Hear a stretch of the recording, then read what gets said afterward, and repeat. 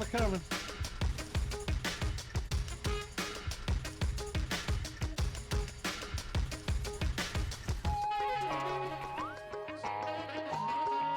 I just killed this side up.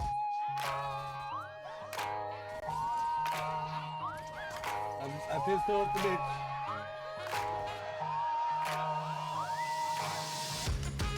I just got my fill.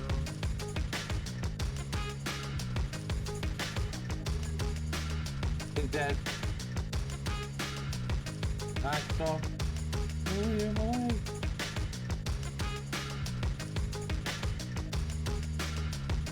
The people over here.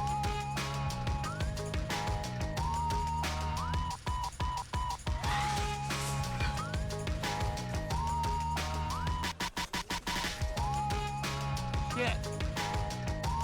One down.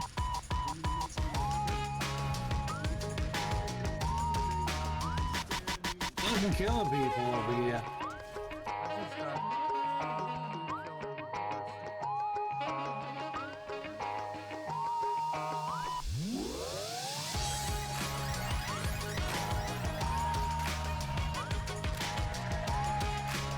Get down.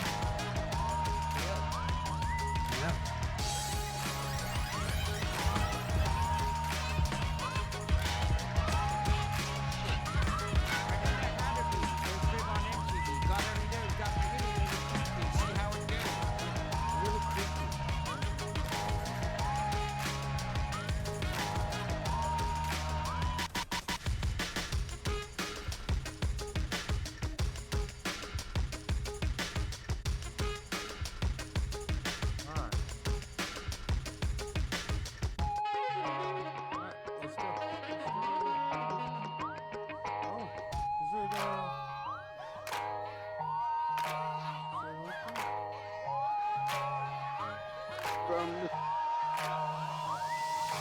What happened? It goes.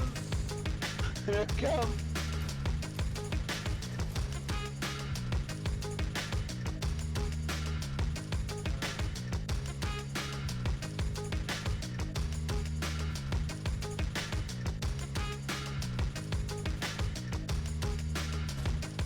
Where are they? I just got one. What's up, Clean Man? I will be here in just a moment. I am actually sharing out the stream right now. There's a combat and a striker.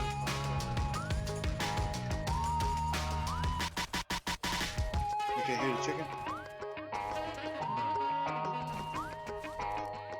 You can hear me, but you can't hear the chicken. I can hear you now. I couldn't hear you all ago. Have blue auto Scotty. I don't know what the fuck.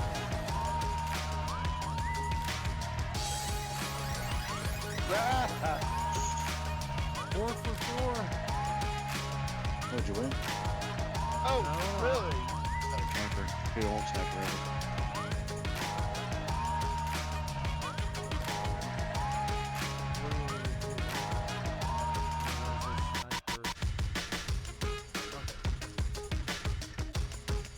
Six or seven of them. Really? You just gotta, Yeah. you just gotta walk? Yeah, bitch. Yeah, bitch. That's the reason why I told you to Yeah, bitch.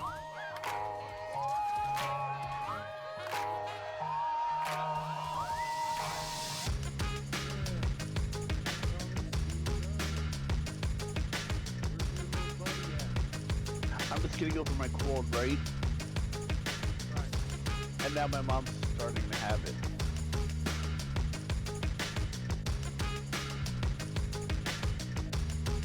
Ouch. You got my cold. There.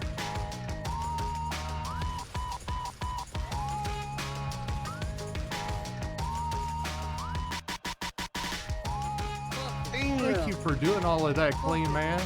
I will see that you take down socials and Discord and links and everything. Hey, if y'all want to go and get on to my socials and follow me, go to killer.io/transgamerlive.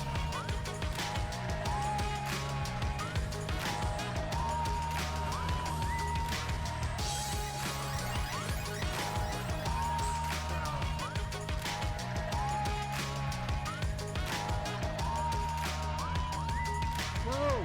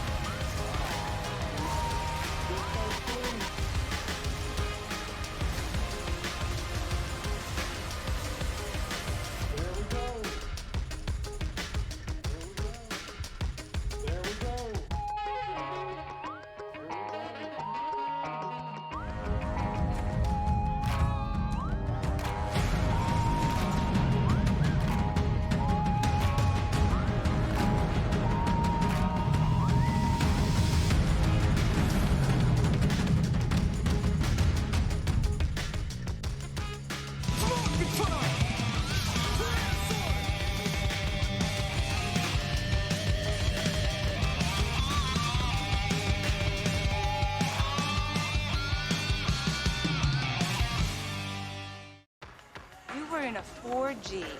Inverted dive with a MiG-28? Yes, ma'am. It's great, man. Real slick. Because you ain't,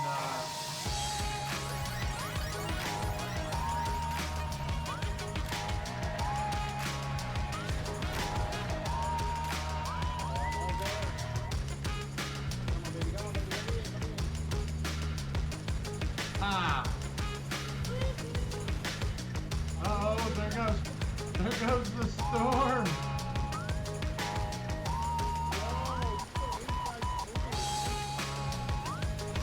Oh yeah. Just want to manage expectations.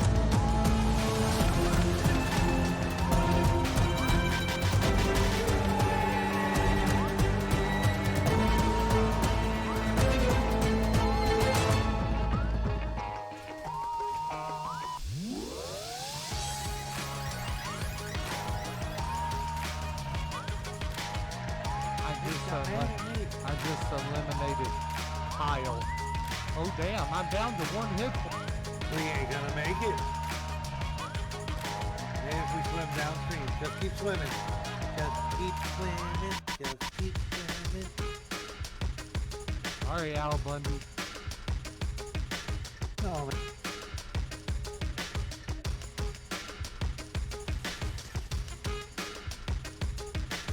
I'm a-coming.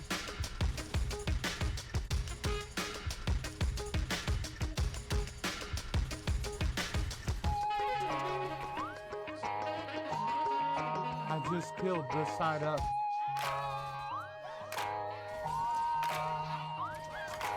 I pistol. What is up? What is up? It is Trans Gamer Live. And I'm hearing an echo because I have my phone on. Anyway, we are, it's a full screen worth of rules because that was a giveaway, sir. That was a giveaway. Well, anyway, we have here Miss Eden Marie. Now, I've seen this lady first on a streaming service called Alive AF, which now it changed names to Live It, and now 17 Live. We agreed just a while ago that it sounds like a underage female get-together. She lives in a city that never sleeps.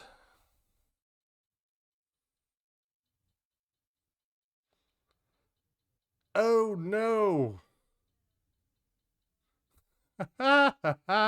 Hey, thank you for the 15 bits and play that thing. Well, she lives in a city that never sleeps, and if it does sleep, it sleeps very little. Eden is into fashion, modeling, and acting. Whenever I first saw her, she was a waitress and a person that our first guest, Ollie Dream, told me to go watch. She's been fam to my stream, and I always love to watch her streams. Her husband, now that I got corrected, her father also corrupted her in being a 49ers fan. That's not good. We need to put her back into regular.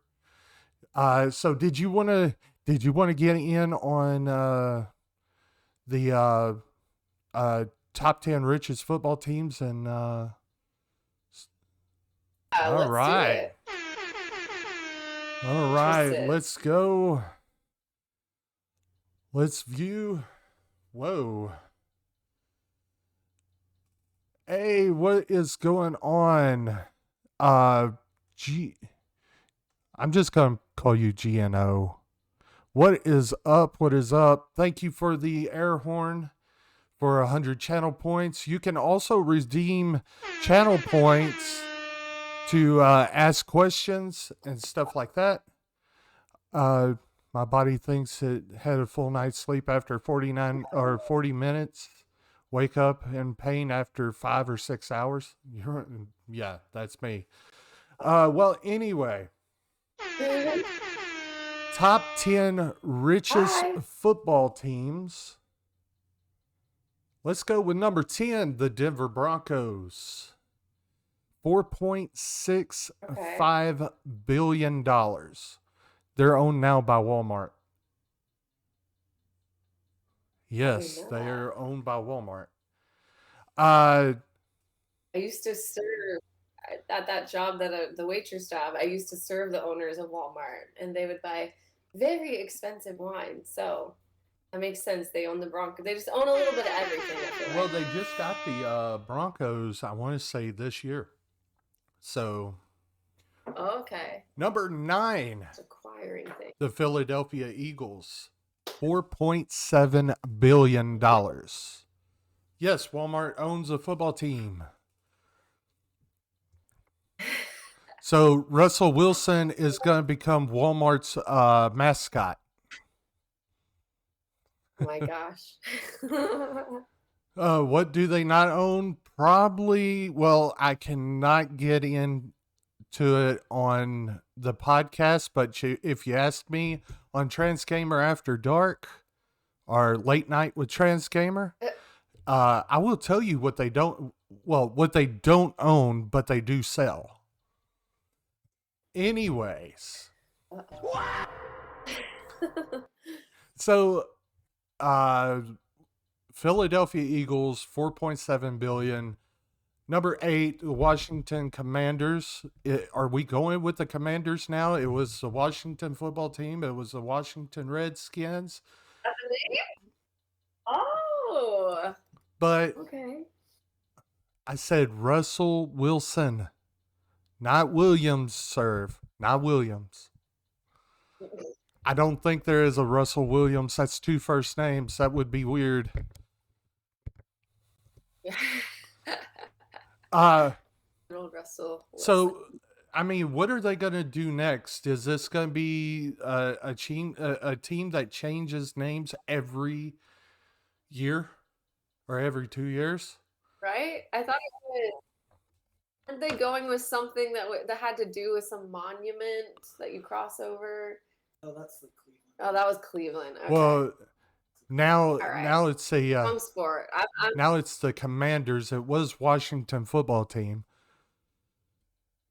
Right. And then number 7, the Jets. The Jets. I Ooh, mean, Jets. Joe Namath came from this. They are 4.8 billion, on the richest. The number 6 team is the one that I like. Oh, Yeah. God. Thank you, Clean Man, for using 15 bits for the Discord call. Sound effect. I love it. I love it. So everybody's, whenever a joke comes around by this next team, it's always God versus the Bears, and they got Bears by 3. Well, they are worth $5 billion. $5 billion. Can't win a game. Can't win a game, but they got, they got the Bears by 3 on God. Wow. Yeah, they got butts and seats. I guess that's all that matters. Right. Then it is the 49ers that don't have any gold over in San Francisco. So, yeah. It's actually 5 Clara. point. They moved out of San Francisco into Santa Clara. Santa Clara.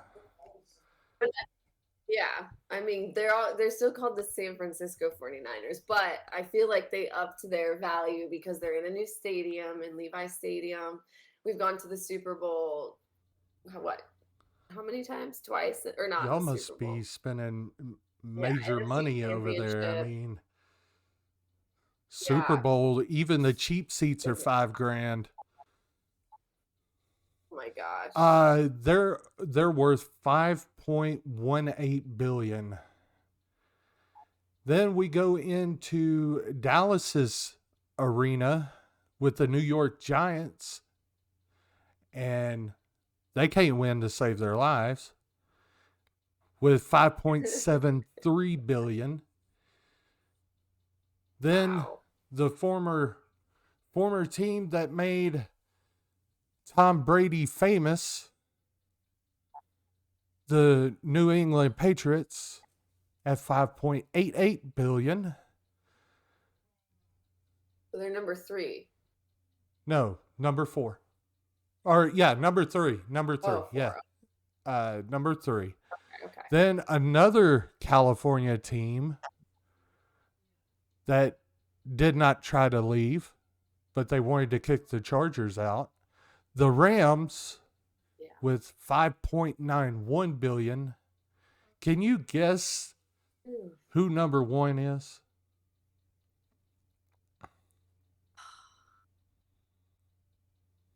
Either like the Packers or the Chiefs. No, not either one of them. The Dallas Cowboys. 7.64. Jerry's World is the best whenever you go to it. Wow. I've been into that stadium like 5 times, and it just gets, I mean, way better each and every time. You can boo the Cowboys all you want to. They're still my number one team. My number two team is the Bucks because they're pirates Okay.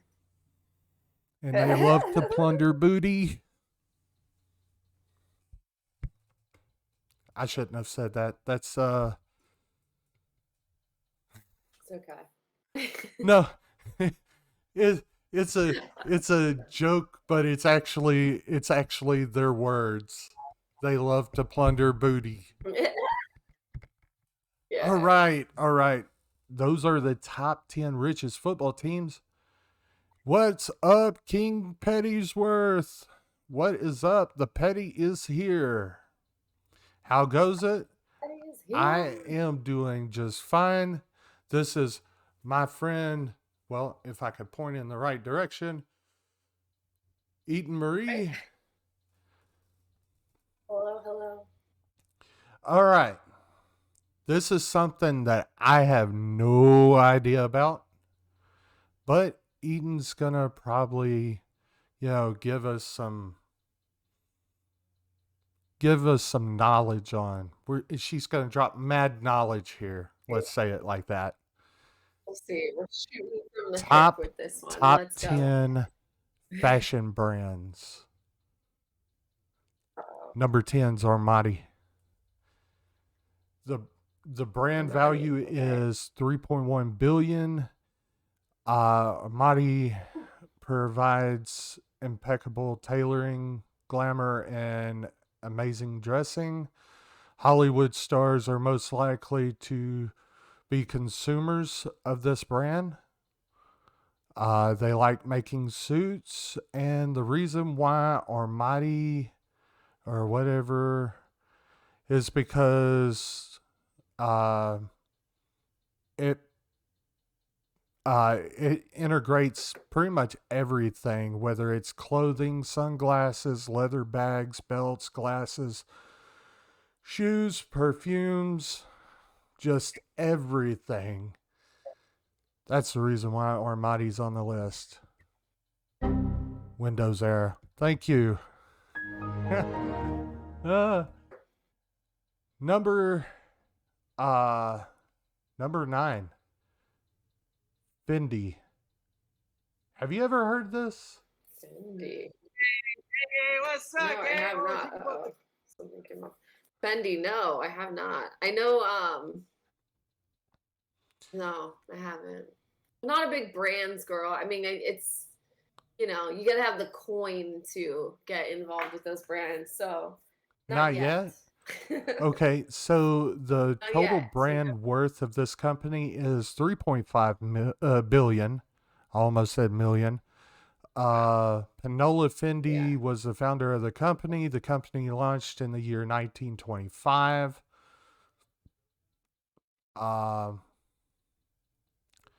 Its production is world-class dressing, bags, and other accessories.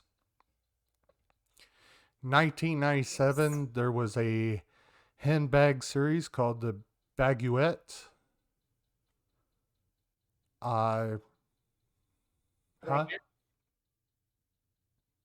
Is The it the baguette, like spelled like a roll? Yeah. And becomes 9th on the list. And then the House of Versailles, or VER. Okay, there we go. Versace, yes. Total brand. I have heard of You have heard of Versace? The total brand absolutely. value of this company is $5.5 billion. Its current revenue per year is about $1 billion. It's an Italian company. It was established in 1978. It's known for pretty much everything that comes to it. The next one is Burberry. Ooh. You know anything about this one? I know Burberry is they have a signature print. It's like a So it's kind of plaid. like it's Very kind of like classic.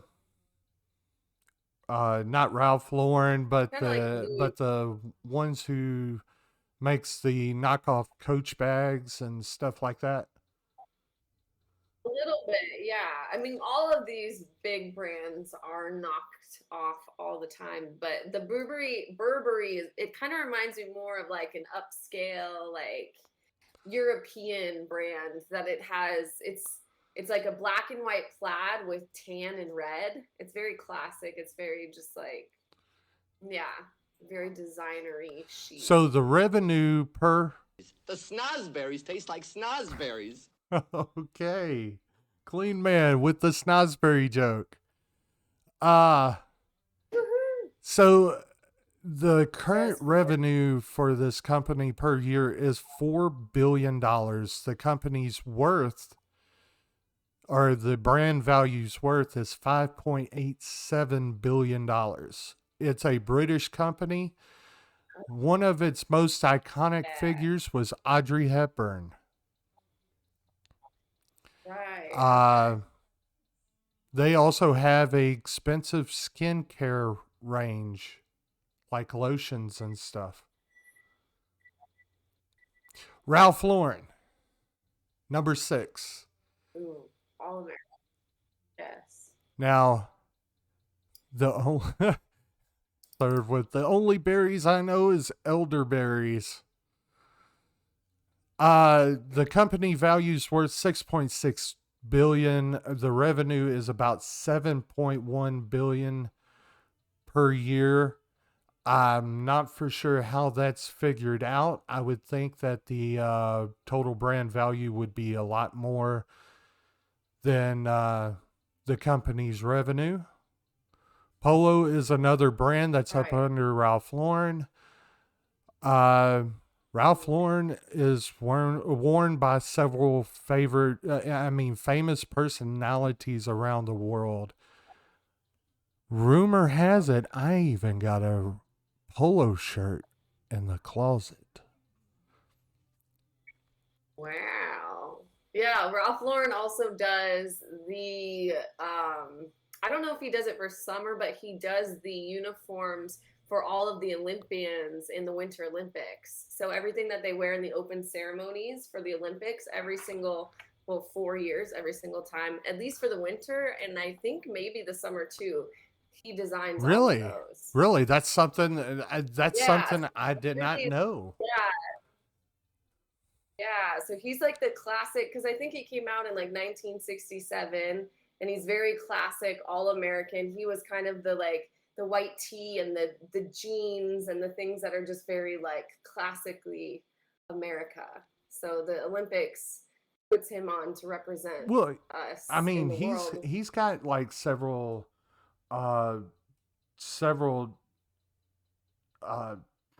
commercials and stuff like that. That's really, I mean, really out there, and shows the support of America. And I mean, and I've also heard, and it's not in this list, that that the company actually helps out the homeless too. Yes. Oh, that's cool. Now, number 5, Chanel. Ooh. Chanel's brand value is $6.8 billion. Its revenue is $5.4 billion per year. Coco Chanel founded this company. The brand is known for the women's clothing. Don't they have like a signature line of perfumes and stuff like that, lotions and stuff? Yeah, they do. They have like Chanel number 5, Chanel number 6. Like they have all kinds of stuff. Skincare, handbags. Coco Chanel, she was one of the great fashion designers. She always said, right before you're gonna leave the house, take one thing off. Like take one, like a necklace or an accessory off and then leave the house, because she was kind of more of that understated yet very sophisticated fashion. Is like very like businesswomen forward, but like very classy. That's awesome. They was also the ones that made the little tiny black dress.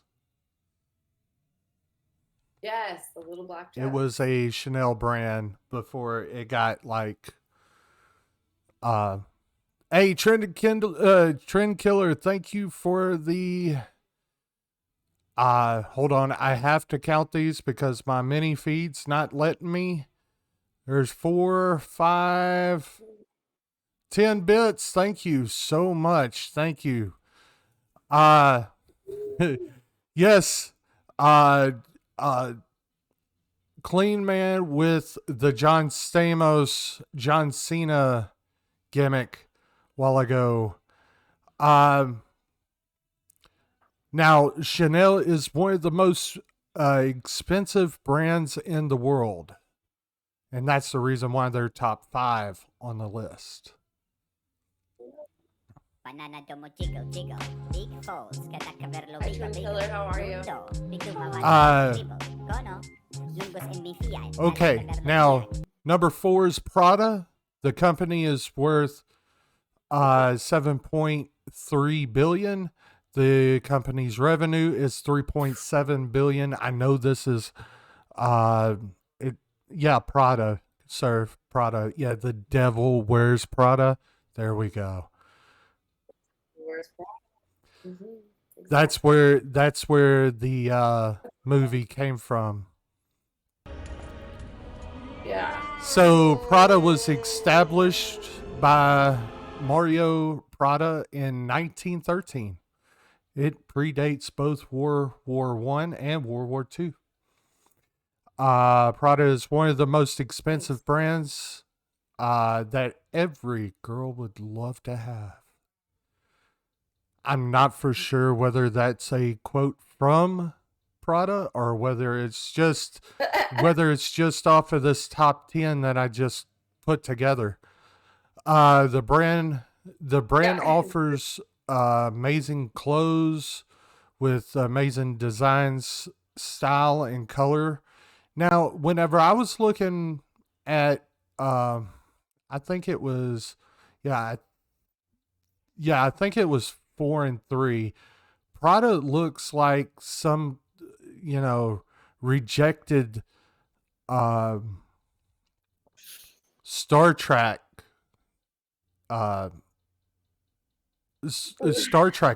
brand. I mean, literally, you look, if they would have had it, they would have had like the little Star Trek emblem right there, and then they would be like, well, we should have used these 20 years ago. I mean, that's a... Oh, yeah.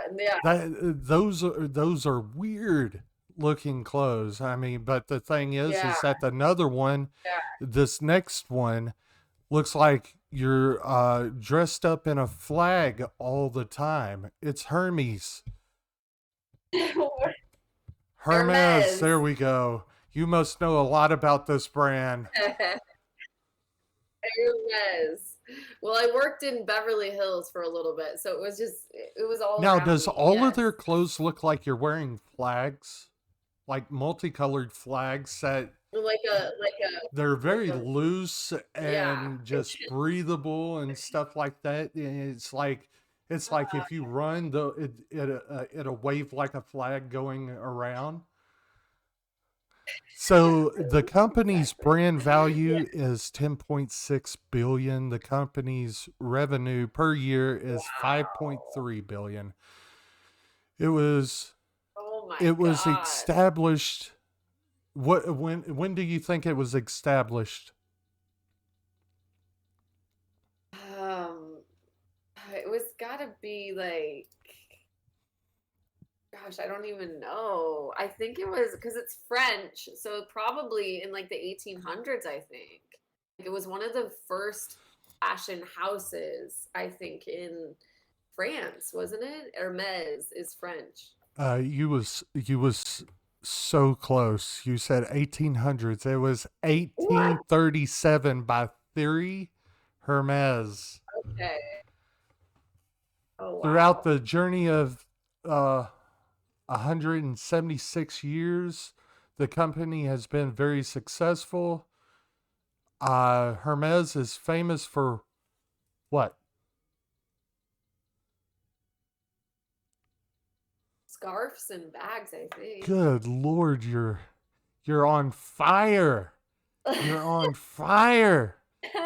It's famous for the Kelly bag and silk scarves. They also are experts on production of belts, men's and women's sportswear, riding gloves, and all. Number two, if you are not a rap star, you are a woman, you probably don't have this. Gucci. Ooh, the Gucci. Brand value of this company is 12.4 billion. Revenue for this company is 4.5 billion, and it aims providing quality clothing. Gucci is most known for producing clothes that is worth wearing for the red carpet. We'll get into this in just a little bit. Gucci was started in 1921 by Giucio Gucci, Guccio. Well, anyway, it's one of the most Gucci, yo. There you go. So you just gotta put the Italian accent on it and say it confidently. See, I don't do very much confidence. Beats my key. You don't do the accent. Beats my key unless it's what is that? Well, anyway, he's an actor.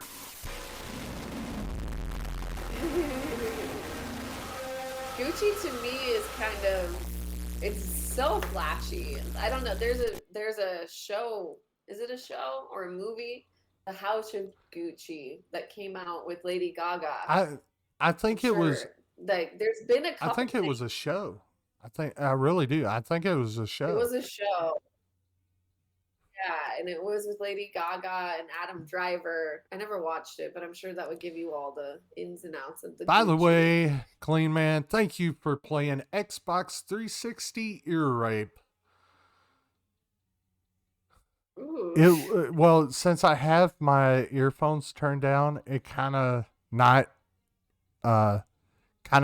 did anything, but okay. Number one. Can you think of number one?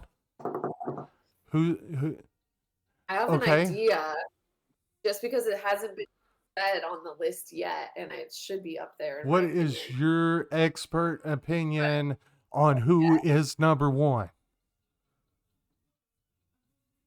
I am going to say Louis Vuitton because On fire, I tell you. It's On a fire. high-end brand. One of the world's most expensive.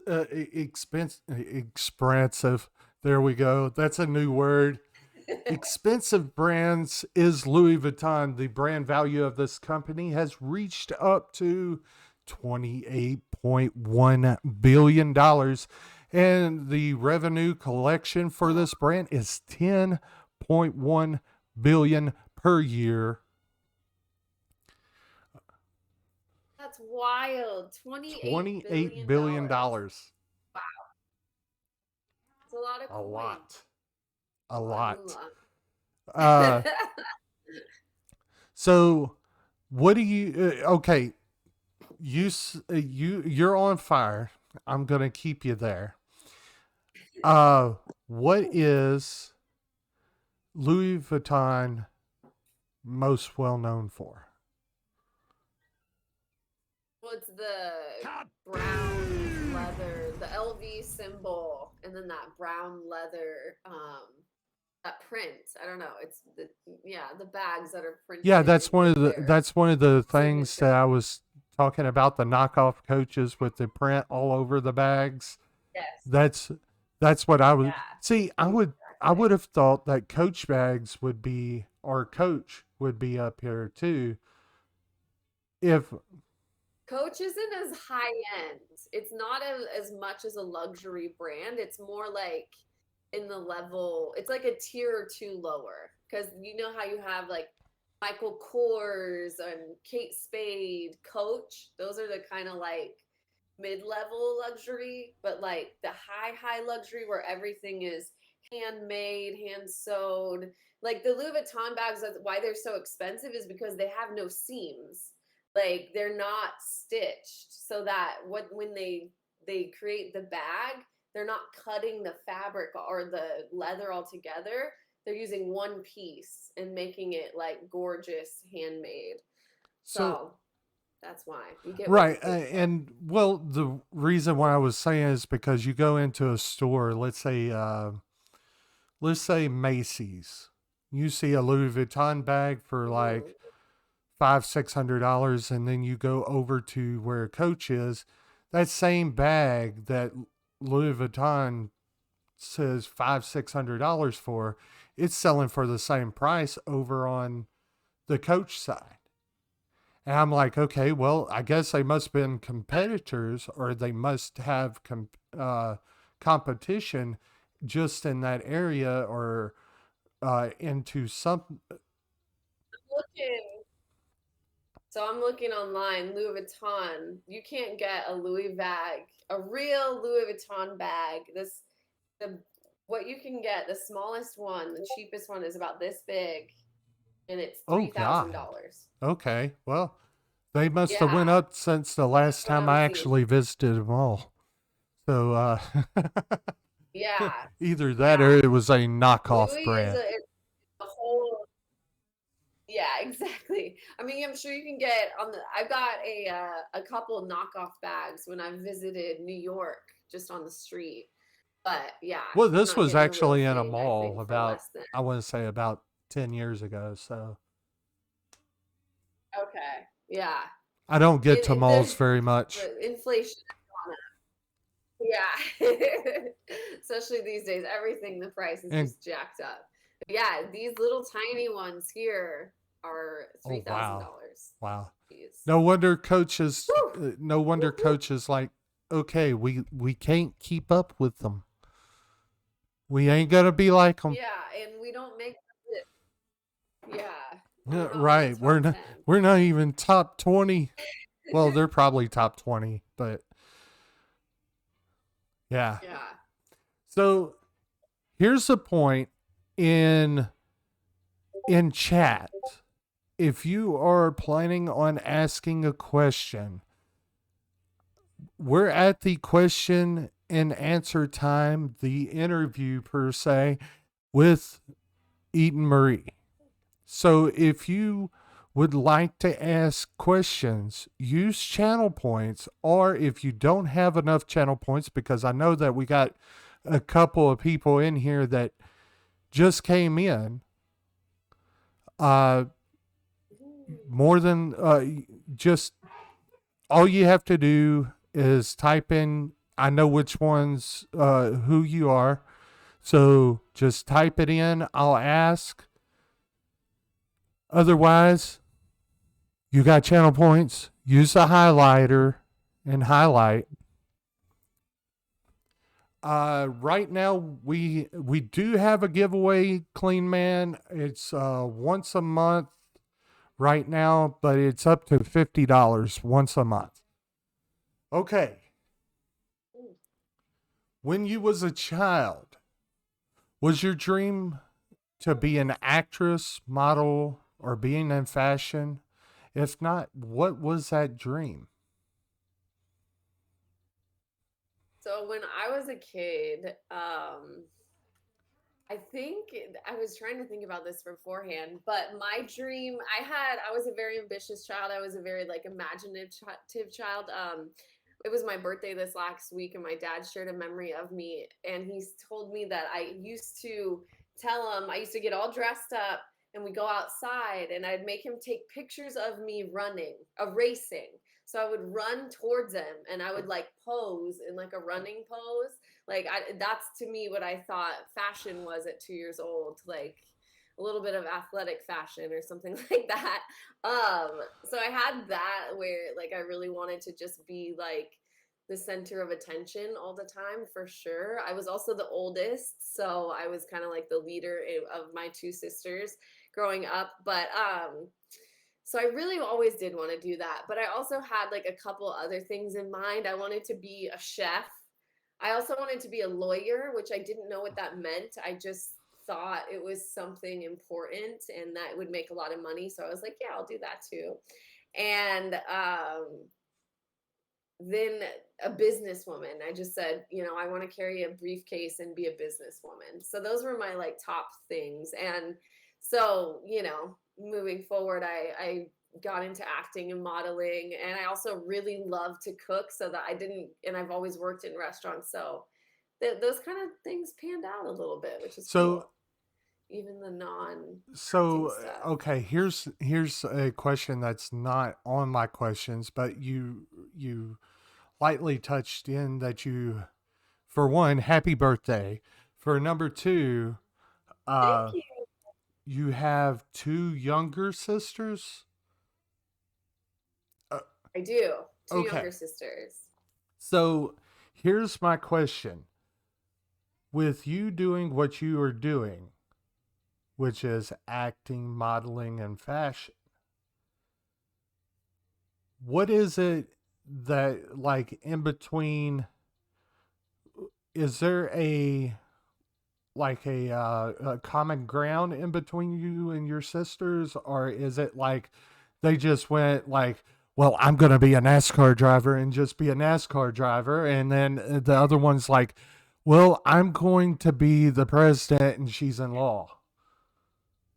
Or is there like a common ground, like they're all three of y'all are in fashion, or what is it?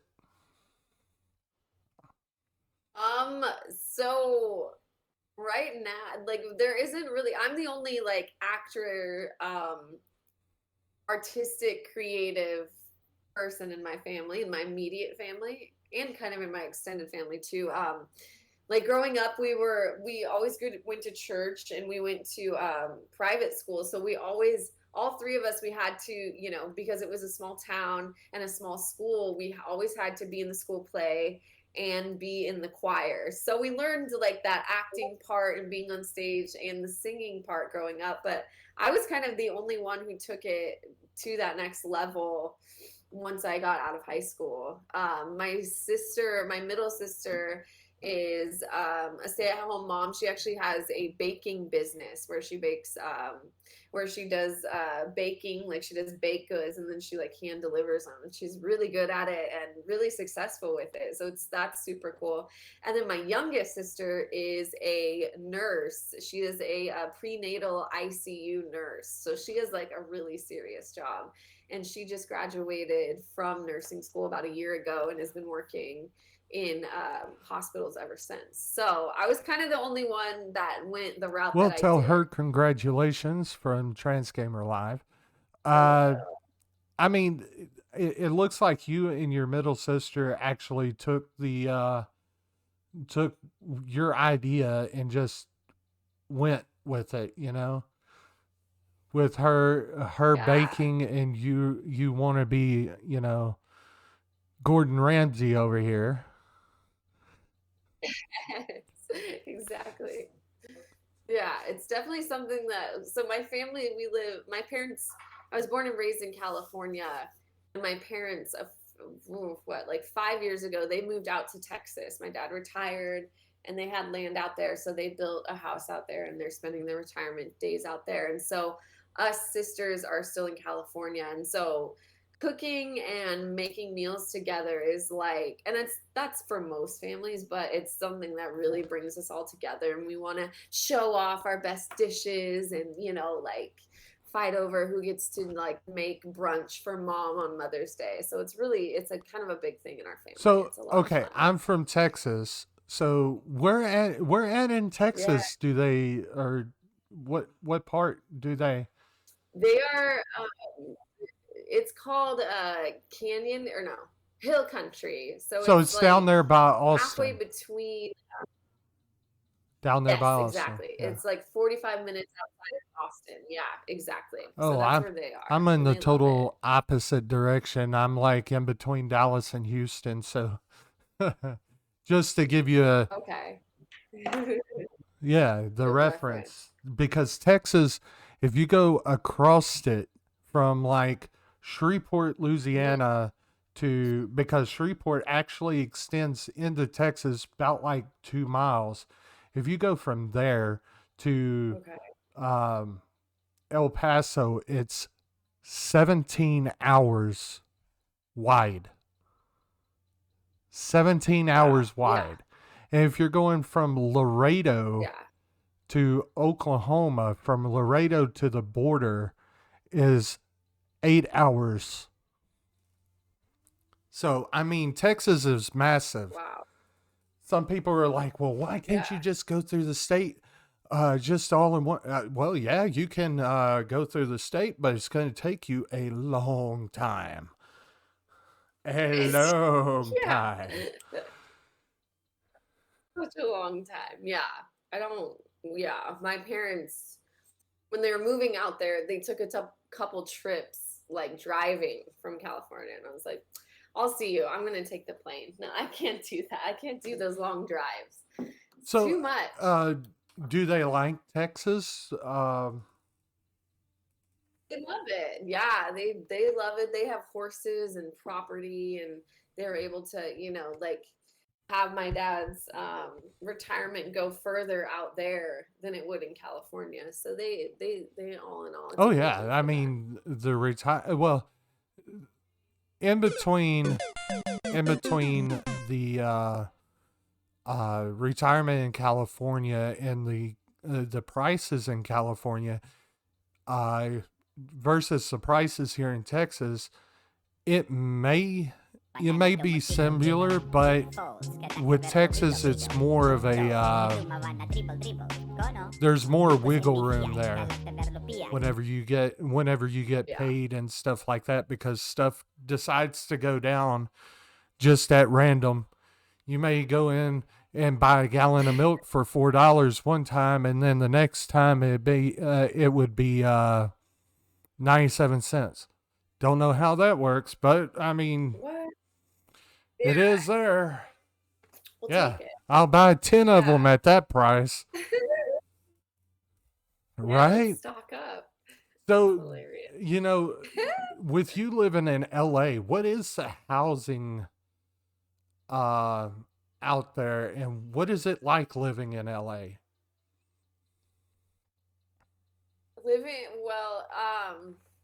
So the I'm like, where do we Okay, start? first of all, how's it Living in like LA. living Yeah. out there in LA? I'll say it like that. So I've lived in California. Okay, yes. I've lived in California my entire life. And where I grew up, it was a very small town, but it was about an hour or like an hour and 45 minutes outside of LA. So everything that we did that was like, oh, we're going to go on a field trip to the Natural History Museum, or we're going to go on see an opera or like a Philharmonic concert at the Hollywood Bowl. So I was really familiar with LA. Moving here is a whole different animal. It's a city of, I think it's what, 8 million people. It may be 10 million now, now that I've lived here for almost 10 years. But if you can imagine, it's a city of 8 million people spread out over like 45 miles. So there is suburbs on suburbs on suburbs. There's different pockets everywhere. And you really get a little bit of everything.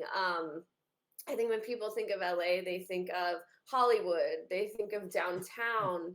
Downtown is the area where the Staples Center is, and that's where the Lakers play in the big arena, and that's where they play hockey. and stuff like WWE that. has Where I live in WWE has SummerSlam there, and Yeah.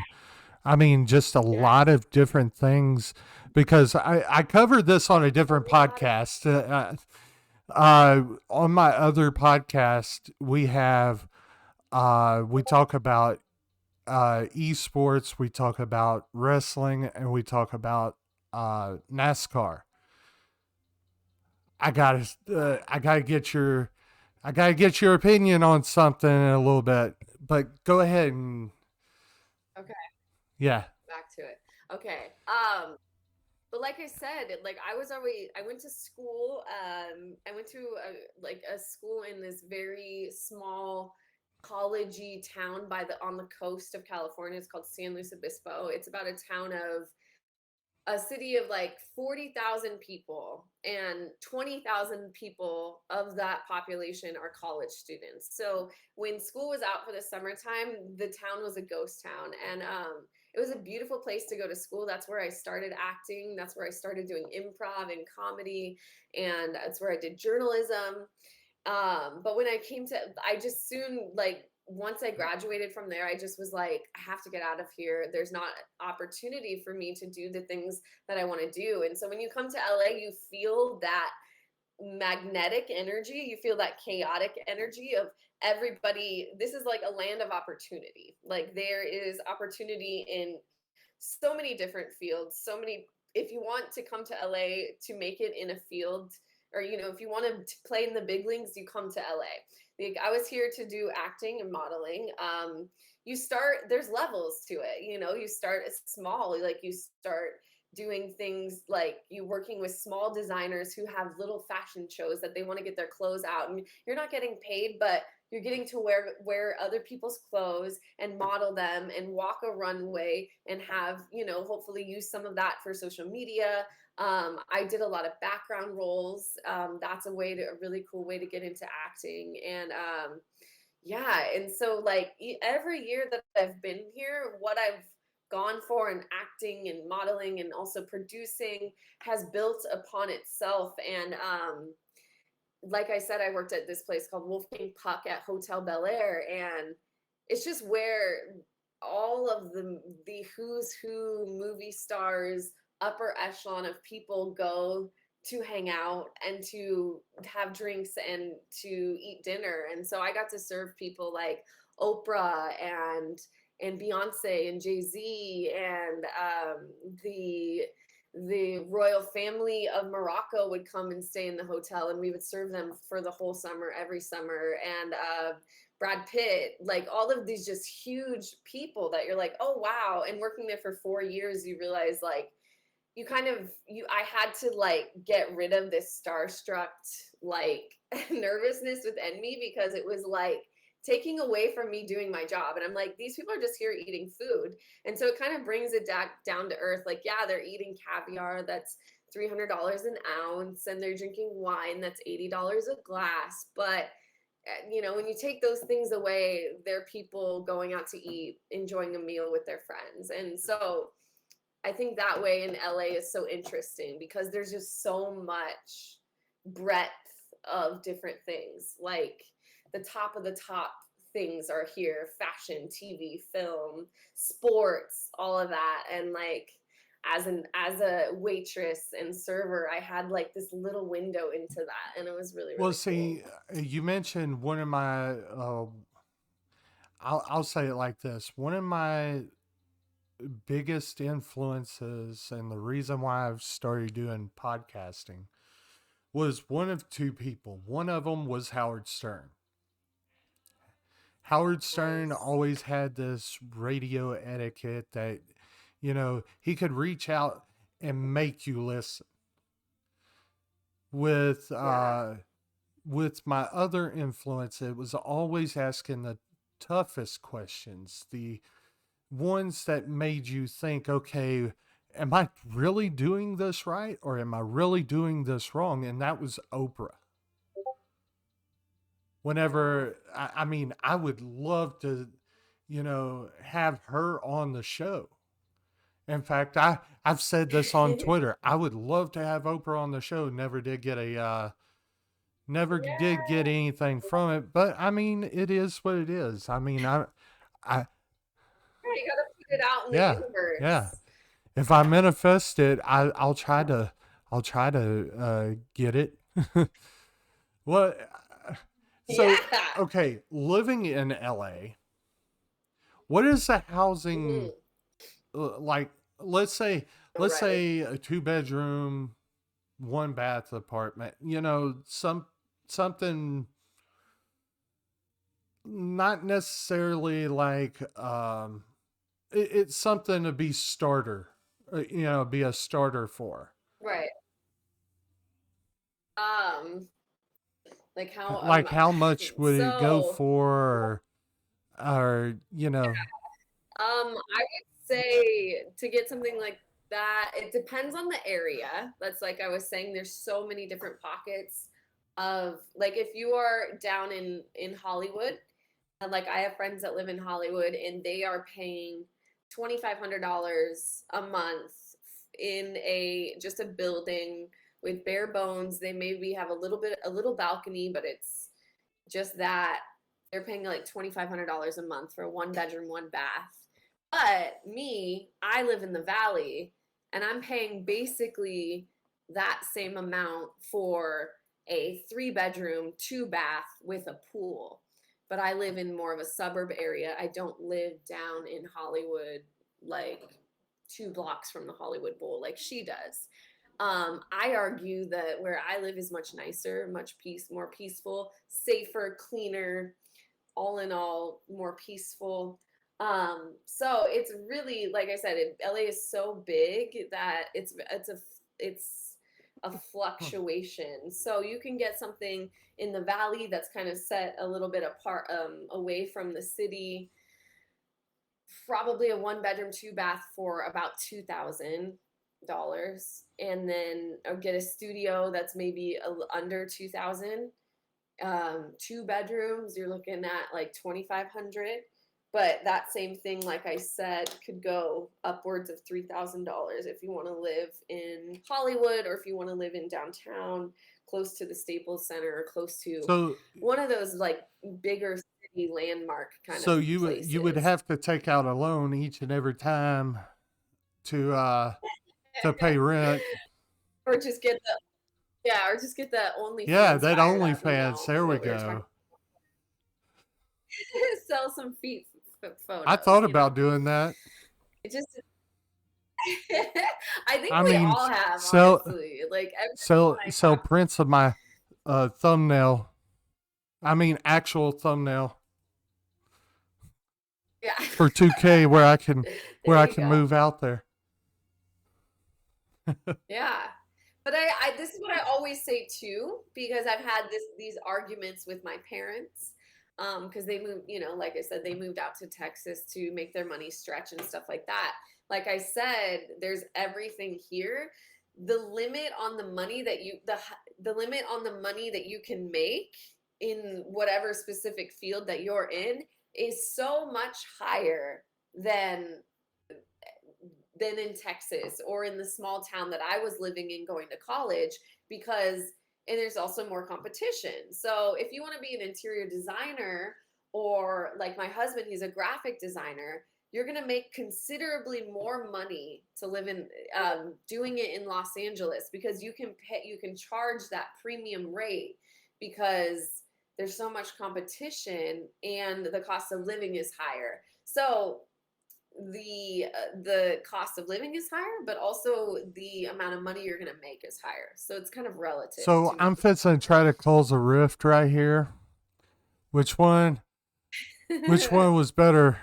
Your husband graphic designing or my graphic that I did for you? Oh, yours is great. There. I mean, Jared is a genius and he can make probably anything that you can, but yours There is we go. beautiful. There we go. Hey, so yeah. this must be Jared right here with this GNO. Okay. Yes, that because is I him. was wondering, because every time I ask you something, he was putting it in there. I was like, well, okay. Johnny, yeah. So, Working it. okay. Why the 49ers? Why the 49ers? Oh my gosh. Well, I have to say, like I said, California girl born and raised. Growing up, my dad, he loved the team, and so I ended up like I said, I had only sisters, so none of us played football. No, he didn't have, a son or male outlet in our home to like build camaraderie with sports with. So he had me, the firstborn, and I was relatively interested in sports. So he just kind of like molded my brain and bought me 49er clothes and like, sent me to school in a 49er jacket when I was like 7 years old. And it just stuck. I enjoyed watching the games. And then when I was in college and I met Jared and I actually, my husband, we started working together at a seafood restaurant. And when we started to hang out and, realized there's a little bit more like romantic incline there. We one night were Wow, like, chicka, okay. wow, wow. And for some reason, yeah. We're like, okay. It was important to him, very important to him. And he was like, okay, tell me your favorite football team. And I was like, gonna say it. And he's like, okay, wait, let's say it at the same time. And I was like, okay, say our favorite team at the same time. And so we were like, 1, 2, 3. And we both were like, 49ers. And they were like, oh shit, okay. Like, so that was huge eye roll. My dad used I to love my your dad reaction used to to that. question my other brothers' wives before they met or before they got married. It's like, hey, who's your football team? Dallas Cowboys? You got it. You can marry them. Right. That was a All whole right. that Check. was a You're good. whole thing. Is like, hey, look, if your football team's the same one as mine, you can marry them and stuff. But I mean, do you know that Absolutely. there's better football teams out there? I mean, I mean, I I mean, don't. I got I another. don't. I That's mean, if what it's I'm the getting red, if at. it's the red, my football team would do good as yours. Tampa Bay. They're like orange. Orangey red. I mean, they was orange a long time ago, but now they got the Yeah. real color, the red. Plus they're pirates and they fight over booty. There we go. Again. Yeah, like No, all, all joking beside, the 49ers, they're a good team. I joke and give people hell about, if they don't like the same teams I do, because my top 3 is Cowboys, uh Bucks and Broncos. So, okay. yeah. So, my grandmother got me into Broncos, and I've always been a Bucks fan because they're the Pirates. And we all know about that. So, so what drew you into acting, modeling, and fashion? I think we hit on this before, but well, I want the deep, yeah. sentimental answer that goes into books. Okay. Well, honestly, it's hard to even really quantify it. Like I said, growing up in church, I think that like there's always these opportunities as a very young child where they put you up on stage and are like sing or like recite a verse or like and I always like jump like there was a I don't know, like the kids around me, like they would be like having freak out moments or moments where their parents would need to come on and I would be like, can I hold the microphone and say the stuff? And so I was always kind of the one that would want to be the MC or want to be the one that like, and now like Mrs. Carlson's first grade class is going to perform Silent Night. And like, I would always be the one who would want to do that kind of stuff. So And so yeah. would And you, then would you open for Eminem? Absolutely. 100%. You know that. Here's him and And him then so singing. yeah, lose Lose yourself. yourself. There we go. Yeah. There it is. But yeah, and then just throughout school, those opportunities where you're like everybody's doing drama class and choir, like it just seemed normal for me. And then so I went to college and I went to study business, and it was so boring. And I was doing stuff like accounting and corporate finance, taxes, and like just learning stuff like that that I didn't give a crap about. I couldn't see like where that would take me in my real life, that I didn't would never want to do that on a day-to-day basis, whatever that was. And so I stopped going to school for a little bit, and then I met Jared, my husband, when I was working at a restaurant. And so we decided to go back to school together. He was a prolific artist, and I kind of was like, you should study graphic design. You're amazing at it, and there's so many job opportunities with it.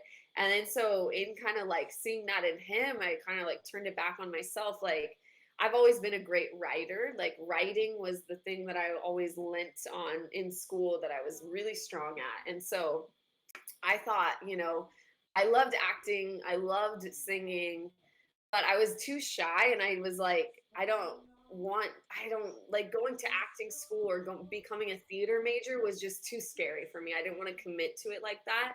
So I was like, I'm going to study journalism. I'm going to study broadcast journalism, which is TV news, and production, like in writing and like journalism basically. And so when I went to school, I studied that, and it was really amazing because I've always loved the media. I love, consuming celebrity gossip and, whatever's happening in the arts and music and all that kind of stuff. And so it was like my tiptoe around putting myself in the spotlight. I was like going to write about these people and do interviews with, these types of people, and go to concerts and write, articles on that. And so I spent a few years of college doing that. And then going into my senior year of college, I was like, my on-camera presence, I want to get that better. And so I think I'm going to take on-camera acting classes.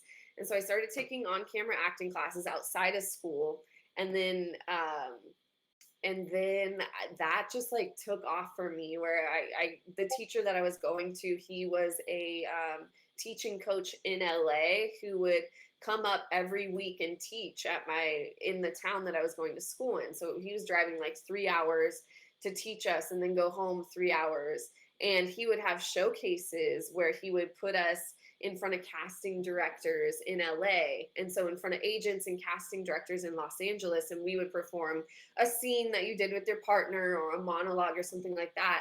And so I did that for the last year I was in school. And I also was an editor at the school. I was multimedia editor at the school news.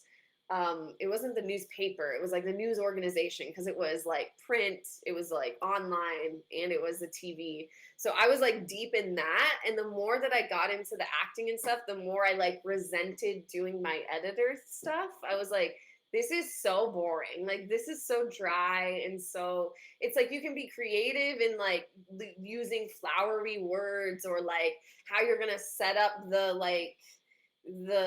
online article with cool pictures, but that's it. Like, and so I got this job to be an MC for a music documentary, or not an MC, like a narrator, like the person that was like, and in the 1970s, the Jim Crow laws were like doing this and that. And so I like narrated this whole documentary and did a bunch of voiceover work for it, like right as I was ending school.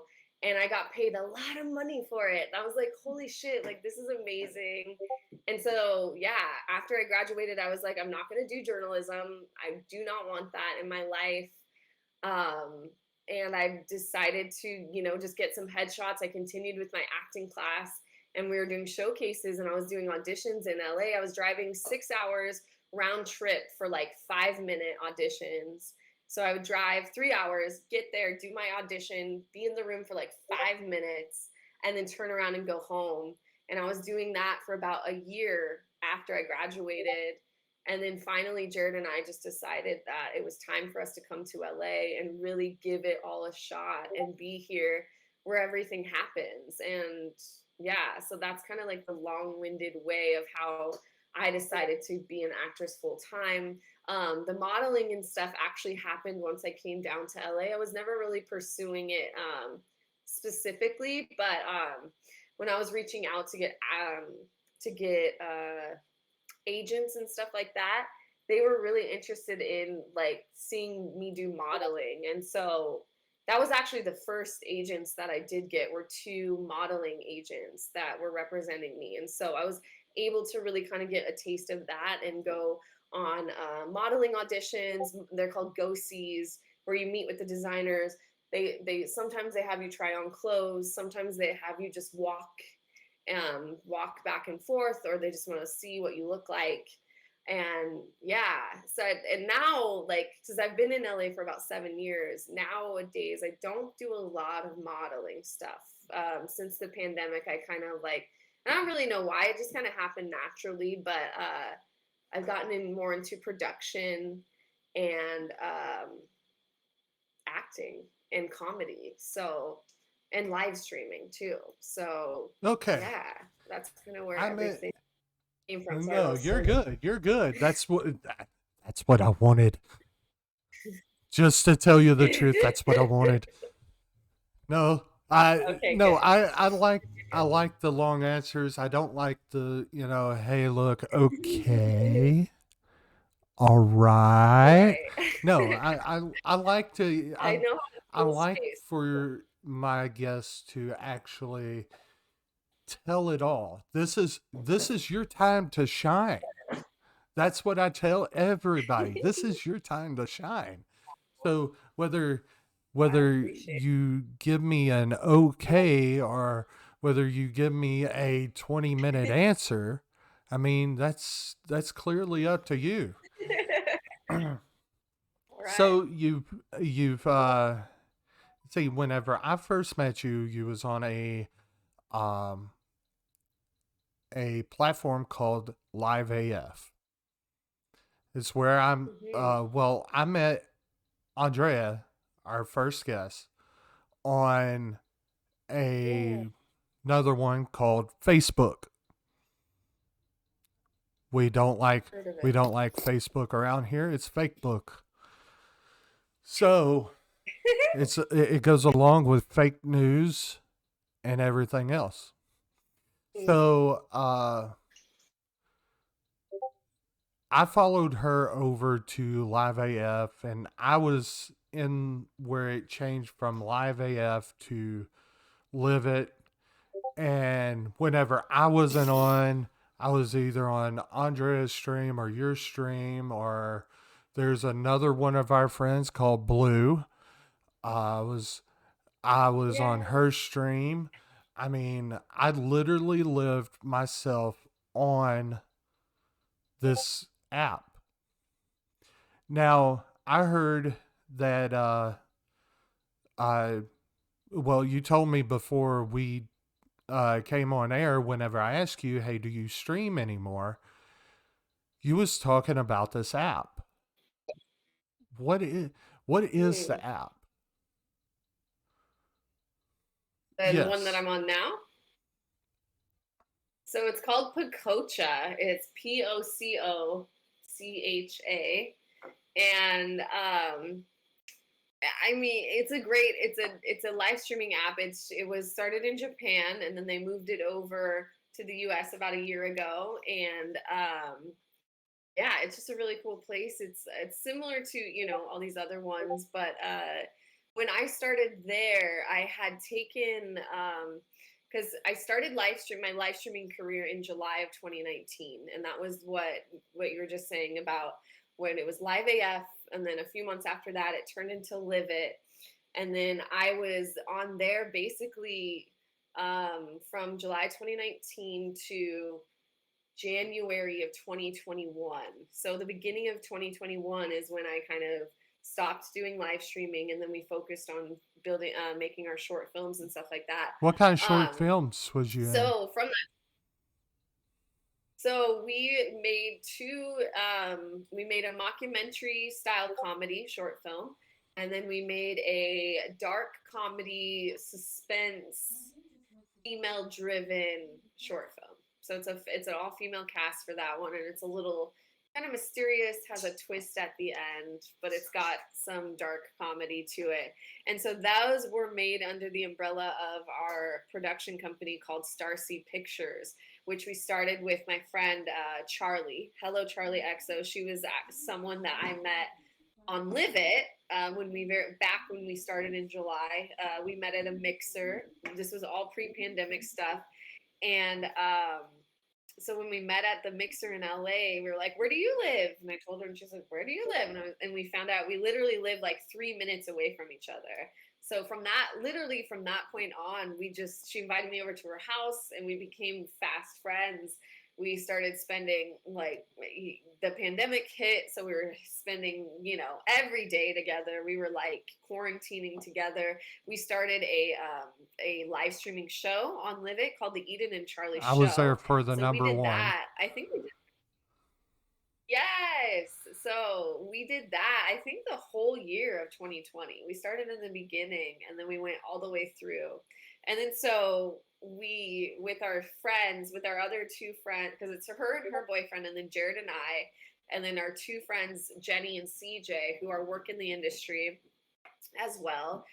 So beginning of 2021, we basically, from idea, we built a script, did all the pre-production, we all acted in it, we did all the production, filming, editing, everything in-house with us. And so we did that for those two films, and now they're in the festival circuits now. So yeah, you can go to Starseed Pictures on Instagram if you want to see all of our stuff up there, because they're in the festival runnings right now. We can't post the full length videos online yet. So once those are out of the festival submissions, then we'll have it online. But yeah, so what? Yeah, so we can see the trailers there. You can kind of interact with us there too. But so yeah, so basically I spent the beginning of 2021 doing that, working on those things. And then August of 2021, I jumped back into live streaming. I got an opportunity from an agency. They reached out to me for this new platform that was just starting. And it kind of, it reminded me a lot of Live It, but when I went to check it out, there were some familiar faces and some people who, like, from the Live It community and stuff, who just made me feel safe and welcome. And when I did my first test stream, it was like all of these regulars that I used to have in my stream all the time came in, and I didn't even know, I didn't have any promotion or really even know about the community. So it really felt like I was not starting at square one there. It felt like I was just jumping back in and obviously have to build, a new community, but there was a lot of people who came in and supported me before that were there already. So it was really cool, and it felt like the perfect place for me to kind of jump back into life. And what was the place where you live stream now?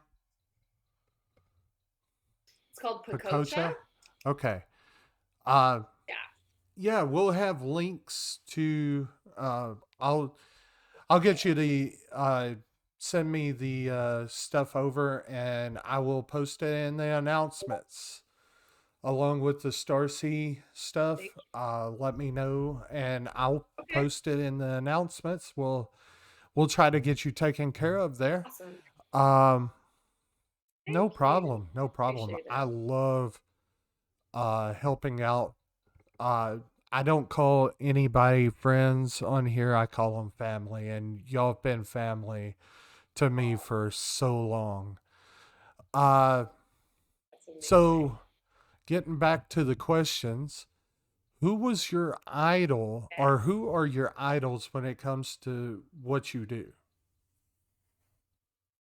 Oh my goodness. So many, honestly. Okay, I'm trying to think. So I would have to say there's different categories for me because I have like business women and people that I look up to that are just like badass people. I think like Oprah would be one of those people. There are just other people like that I've met that there's this lady, her name is Sherry Lansing. She is the first female head studio executive in Hollywood. And so she ran Paramount Pictures for years and years and years and was the first female to ever do so. And I met her working in Bel Air, and she would come in like all the time with her husband. She would come in with all these illustrious, famous people. And so we would always call her Miss Lansing. And I was just like, I need to know who this woman is because her energy and the way that she carries herself, like I just look up to her. And like she was a person that I would serve and see there 2 to 3 times a week. And so I looked her up, and she has this like crazy illustrious career. And so she is one of the people that I actually got to meet in person and realize who she was after the fact. And so I was like, damn, like you are a bad bitch. Like you are amazing.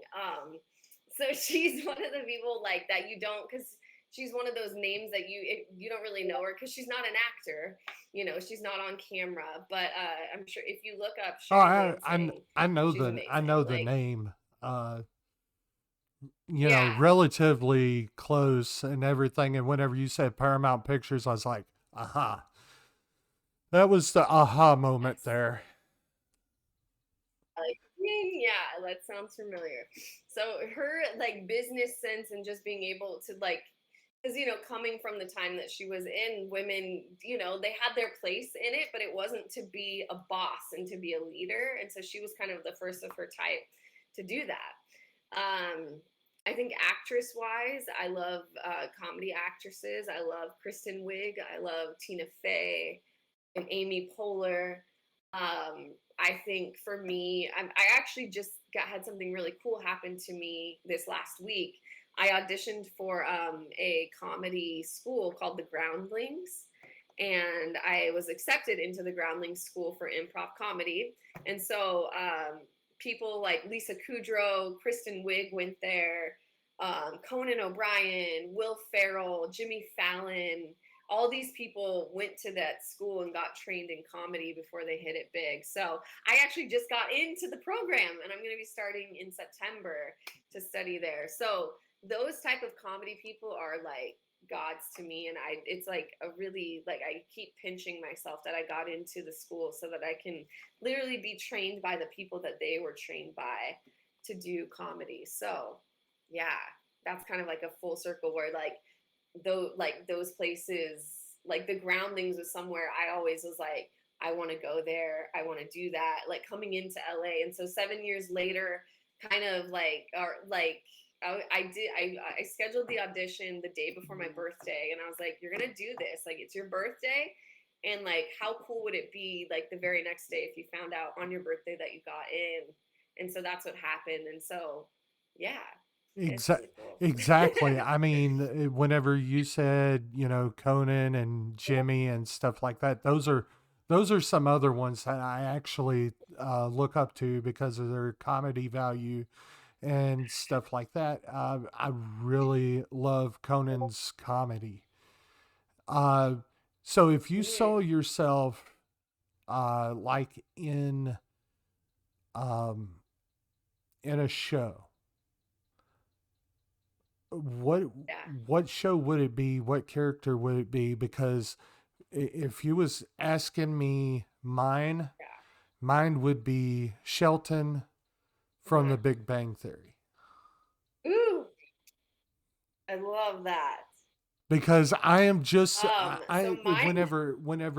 whenever I go and do something, Shelton, it comes out. It really does. It comes out. I'm over there and knocking until they answer, what? Hi. You know, hi. Yeah. stuff like that.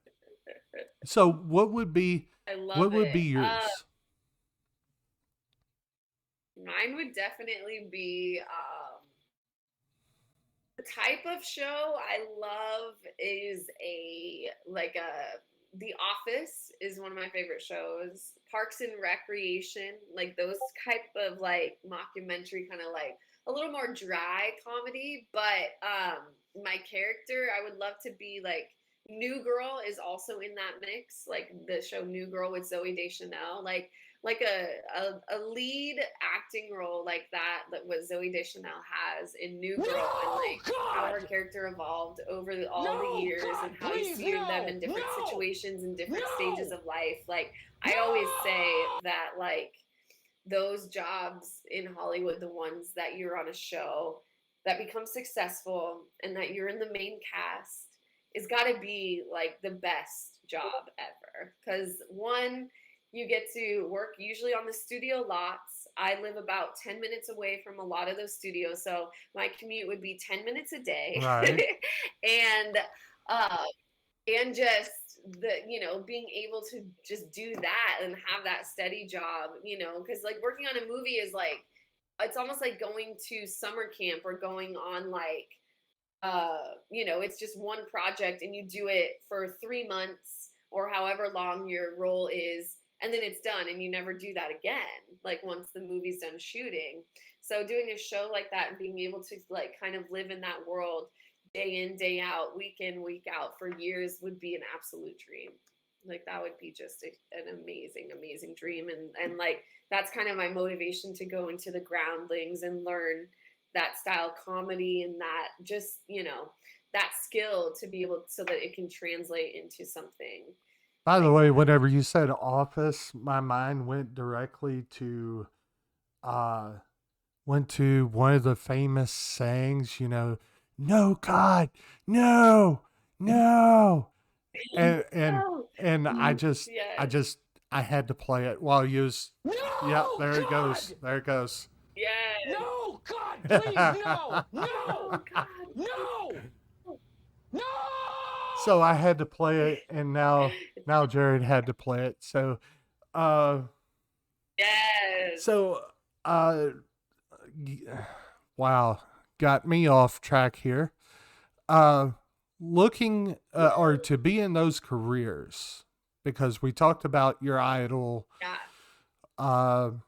We talked about like who would you be in those type of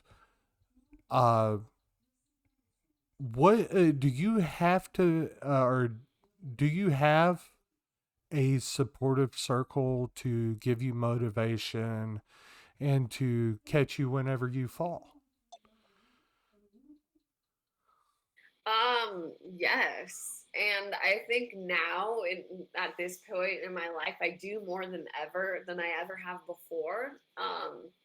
When I first moved to LA about 7 years ago, it was just Jared and I. Like we had no family here.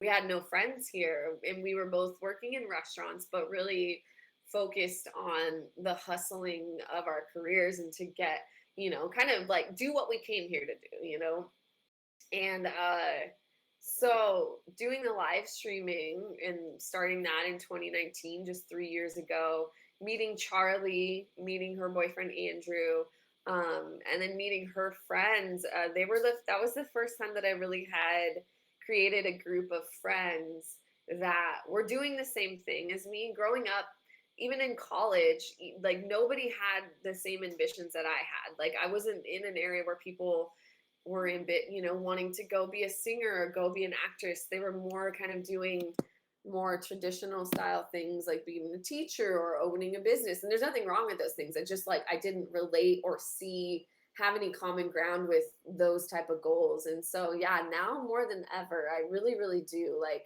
in our production company, there's 3 girls and 3 guys, and we all just support each other in everything that we do. We do, our productions and things that we do together, but we also all have our own specialties and our own career motivation. So like Charlie, she's making she's doing set design for a studio right now that she's making sound stages and all these beautiful things, like set piece things, and Jared's helping her with that.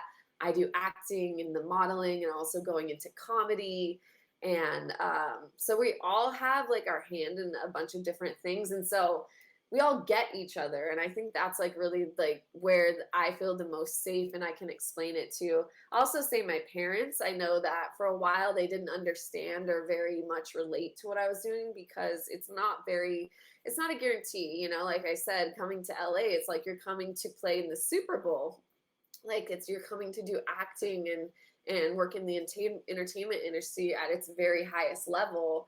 And a lot of people don't make it. But I think that they have seen me over the last 7 years work towards it and build on certain things. Like they see my live streaming and how that has grown my confidence. And then working with the production company. So they're actually, it kind of went to where when I first moved to LA, they were very questioning me and very kind of apprehensive. And they were like, their sentiment was like, yeah, go for it so that you can say that you did that. So that you can say that you can say that you tried.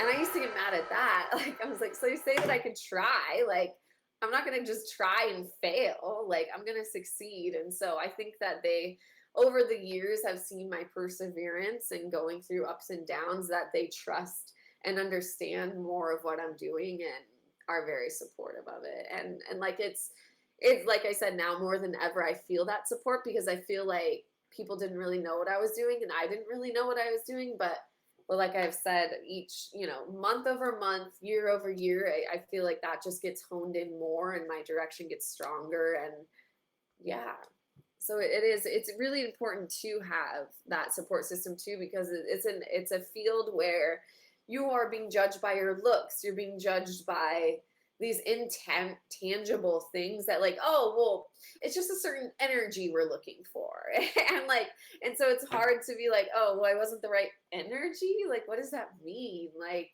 so it's really like when you get to a place where you understand it's not personal and that you are creating your artistry for yourself, I think it's very freeing. And I think the outlet of us doing the production company and being able to come up with our own productions, our own films, our own ideas, and being able to execute them is such a freeing position to be, because as an actor or a model, you're just look to book a job. You're basically just trying to get people to like you. You get people to approve of what you're doing. And so there's a different energy when you're in the driver's seat controlling that. And it's a more powerful place to be. And so when I go into those actor settings as just the actor, when it's not my production, I have this kind of breeziness to me now, because I understand what on the other side of, well, if I'm not what they're looking for, that's fine. There will be the next role. Like, and so that's something that I really had to learn by living in LA. It will, you know, it's like I would say it will spit you up and chew you up and spit you out if you let it. I thought you was going. You can really. I thought you was going to go the whole Sandra Bullock thing off of Demolition Man. I thought she was really going to be like, what is it? What was it? She got like the sayings from the 90s wrong, and Sylvester Stallone's steadily, it's this way. And just it literally had to go in and explain it, you know, and in the middle, it's like, hey, what is the 3 seashells for? Okay, I didn't understand that one either. So, I mean, he asked Sandra Bullock that, and basically, yeah, I caught that whenever I was like 9 years old watching that movie.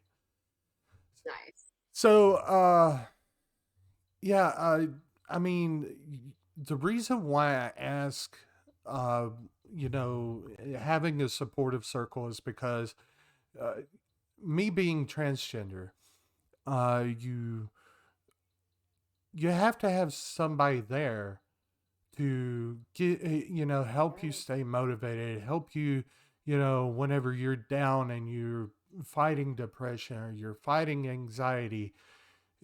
You want that, catch me whenever I fall. And that's the reason why I ask about this, because I know in live streaming as well, whenever I'm having a bad day, I know my mods are there. I know that other streamers that, have gotten to know me, they're there for me and stuff like that. It's just like, okay, it's just like whenever I had my 1 year anniversary over here. I've been streaming for 4 years, but whenever I had my 1 year anniversary, only one person showed up. I was like, well, yeah, I'm kind of depressed on that, because because the day before I had 7 people. The day before that I had 10 people in here. I'm like, I'm steadily growing. And then on my 1 year anniversary, it's like everybody just left, and I was like, man, I'm really fighting depression. And I mean, my eyes was teary all night long and everything else. And I just went to bed. And then the next morning I was like, hey, look, this is the day after the celebration. And I put it on there, get your asses in here. And I had like 10 people in here again. I was like, I know how to get y'all in here now. So, I mean, that's the thing about it, is that, I know with other places, you have to have that support system and stuff like that. And whenever I was in college, I did acting, I did all of this and everything else. And basically I learned guitar. Like I said, I did acting with college, with high school and stuff like that. And I was always the comedian in class. So I was like, yes, let's do this. I got you. That's awesome.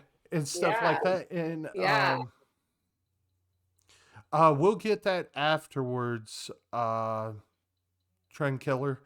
We'll get her links. We'll post them up. We'll get directly to them. I mean, literally, that's what we're gonna have to do. Yeah, they'll be coming. They'll be in the announcements from me whenever I get them directly. Nice. Yes. So yes, but like you were saying about the comedy and like making, when you're like, you naturally kind of fill that space of being the funny one, and you get people to laugh at you, you're like, oh, this is like the best drug in the world. Like, it's so like addicting, and like the coolest thing. Like, I was a class clown. I mean, I've gotten sent to the office like 50 million times for making everybody laugh. And then being sent to the office because I was disruptive. I'm like, and then I told my mom and my dad, because my dad was still alive at this time. I was like, hey, look, I would love to be, I would love to go out to LA, and I would love to pursue acting and stuff like that. Now, I've gotten into some minor films and stuff like that didn't pay, but then I've gotten into some some commercials that didn't pay either. Thanks a lot, wrestling. I mean, they used me, but they didn't pay me. I feel like I'm not a part of OnlyFans now. But yeah, I got to start somewhere. We'll put my unpaid stuff on OnlyFans and see if it sells. Get some viewers. It's a 2014 commercial, but it's still in use. Nice. So, okay. Now, I'm probably going to get flack from this in the chat, but I'm going to ask you this, and I'm going to give you the reason why and stuff like that before you answer. Looking back at your career, or in your career of your, looking back in life at your career, is there anything that you either regret doing, or you thinking, hey, I shouldn't have never done this? And the reason why I'm asking is because sometimes going and doing like acting and wrestling and music and everything, you have to walk the proverbial talk with that devil to get into that spotlight. Now, was there any times where you really regret doing something, or really, okay, hey, look, well, maybe I shouldn't have done this, or what, Yeah. Truthfully, that was when we were going over the questions. That was one that I was a little stumped on, because I don't think so. I think that I have been, like I said, when I was going through college and stuff, or before getting into university, picking my major, I like danced around going straight into acting. And I was like, no, I'll do journalism, so that I'll be like entertainment industry adjacent, but not like fully in it, And then doing the music documentary was super cool.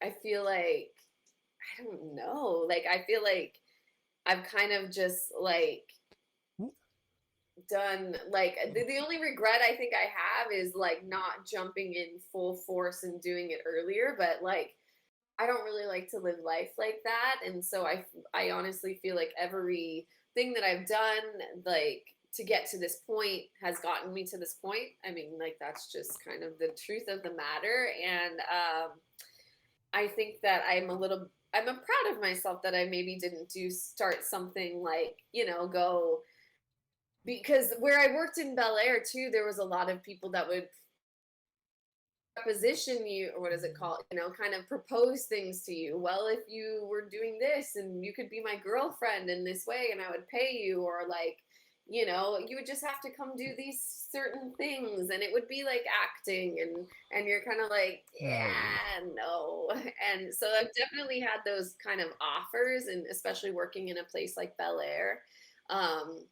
just the ceiling of money there was insane. And so they would see people like me, and obviously, no, yes, no, God. So I guess I'm proud that I never did anything like that, and that my time is, they always say like overnight success takes like 10 years. And I feel like I'm at the place in my life now where like I've had a few roles in TV this past year in some big TV shows. I was in The Dropout.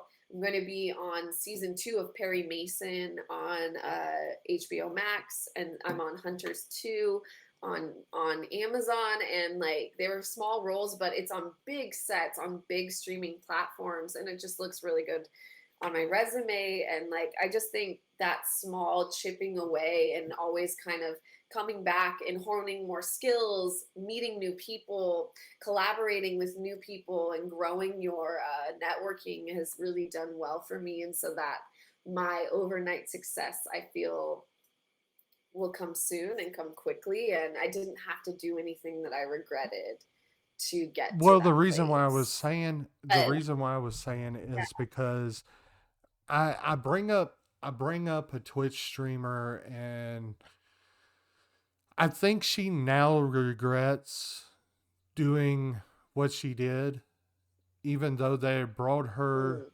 more money. Well, I'll say it like this: any type of, I mean, Twitch was made for like stuff like this, or stuff like gaming and stuff like I do on a normal basis. It wasn't really Yeah. brought up for hot tub events, and it wasn't. I Right. mean, there's different sites for that. I mean, OnlyFans. 100%. But the thing is that she made an OnlyFans account. She made millions and millions of dollars on OnlyFans, and then all up and up, and she Wow. quit. The Amaranth is who I'm talking about. So Okay. I mean, that's the reason why I was like, okay, was there anything that you regret doing? I mean, whether it be like you was talking about broadcasting and stuff like that, because I could see you in those type of jobs, but I don't think I could see you Yeah. being happy at those type of jobs either. I mean, not even Yeah. TMC, you know, Right. because I Yeah. would think that you would be happier like on the set of Supernatural, or on the set of The Yes. Flash, being Caitlin Snow's Yeah. alternative. I mean, the thing Yeah. is that I see stuff like that, and Right. whenever uh you know I ask those type of questions because I just, sometimes, yes, to be in a set of movie, like on a movie or on a show, sometimes broadcasting can come into uh to help out, because what if Right. they put you into a Ron Burgundy-esque uh Yeah. show, and you're basically uh I don't think so, Dale. I don't think so. By the time you get to those hot tub points, I won't be streaming no more. That's hilarious. uh Yeah. but the thing is that it's something that you had to walk and talk with the devil just to further your career, just to make sure that you had that type of knowledge, or Right. because I know on the set of Top Gun, Tom Cruise had to go and learn how to fly a F-18, had to learn how to be a soldier, Yeah. had to learn all of this other Yeah. before uh before trying to, you know, uh act in this movie. And just like with the Mission Impossible series and stuff like that, he had to go and, I mean, basically look at different other types of spies and spy groups and stuff like that, and actually learn how they lived and stuff like that, just to do that role. Did he enjoy it? Probably not. Yeah. But Yeah. it furthered him in his career. Absolutely. And I think too, like, just like you were saying, those things that like that's where I kind of feel fortunate where I didn't go straight into acting because like you said, I learned a different skill. I learned production and I also learned how to present myself in a news style. Like, like a news anchor style. And when I started taking acting classes in LA from big acting coaches who coached people who are working, like who are acting in Oscar nominated movies and big TV shows.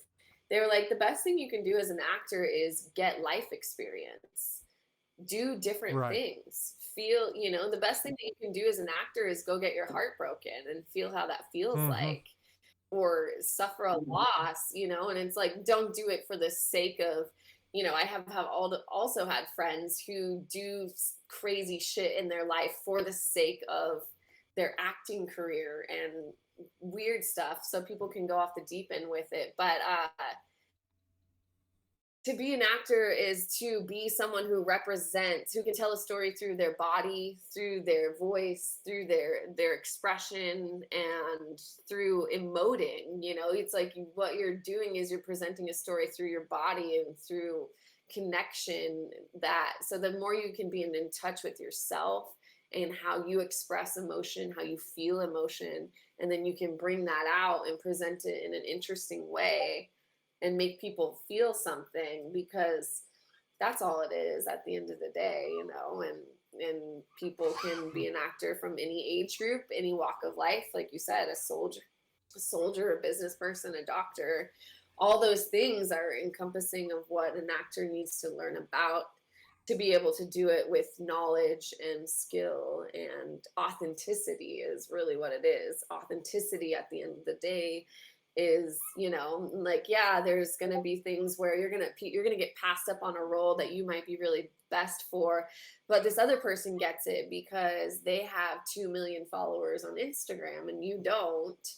And that's just is what it is. And that's also the business side of it. And that's also kind of like tying back to what you were saying, you know, these people who do live streaming and they kind of tailor their things to what's popular or what sells, and sex is a lot of that a lot of the times. But it's that very fine line of walking, what do people really like from me that I'm getting good responses from, and also what do I want to bring, because I deal with that in my live streaming too. I love to cook in my stream. I love to do other, like, yoga. This is like a great example. I love to teach yoga on my live stream. Those are my worst streams I'll ever have.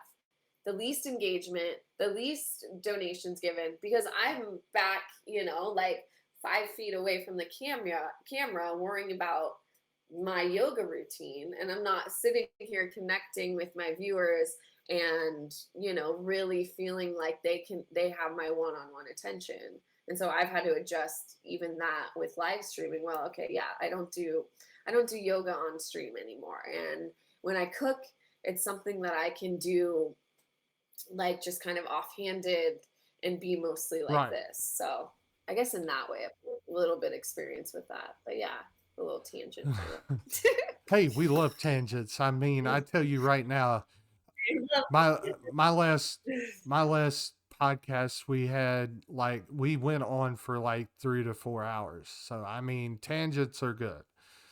So Nice. yeah, that's one of the reasons why I really ask you about, you know, what did you regret anything or anything because of the life experience. For me, I get my comedy just because of life experiences and stuff like that. Like my back surgery. I mean, I go, you know, I could say a million and one things about my back, but if I use my back surgery and say, okay, well, it looks like something else, and I'll tell this joke on Transgamer After Dark or Late Night with Transgamer. I will tell you that, but I'm not going to tell it here. But because it gets a little rude. It gets a little dicey there.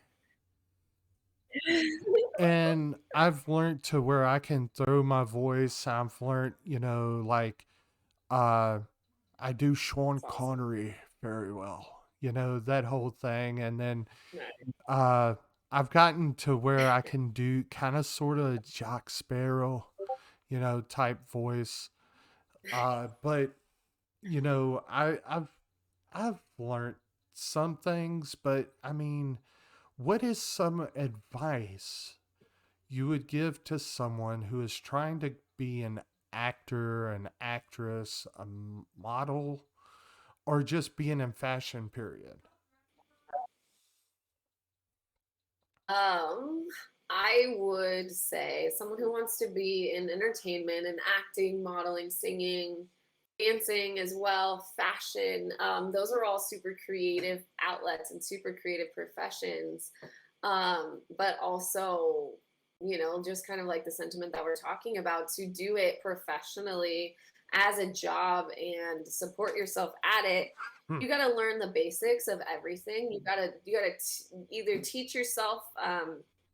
YouTube is freaking amazing for learning, and I use it for like doing accents, learning different like tricks of, because there's a difference between theater acting versus on camera acting, and you need, if you want to be on TV and film, you need to know the ins and outs of that. You need to be still on camera. You need to emote with your eyes. You need to be small when you need to be small, but be big when you need to be big.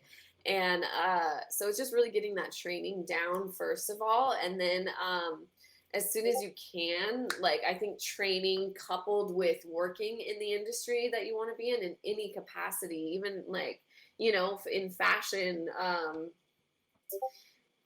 you know, working for a designer, like, or being a designer's assistant, anything that puts you in that world, that you can maybe even just start at entry level or find somebody who's further along on the path and learn from them.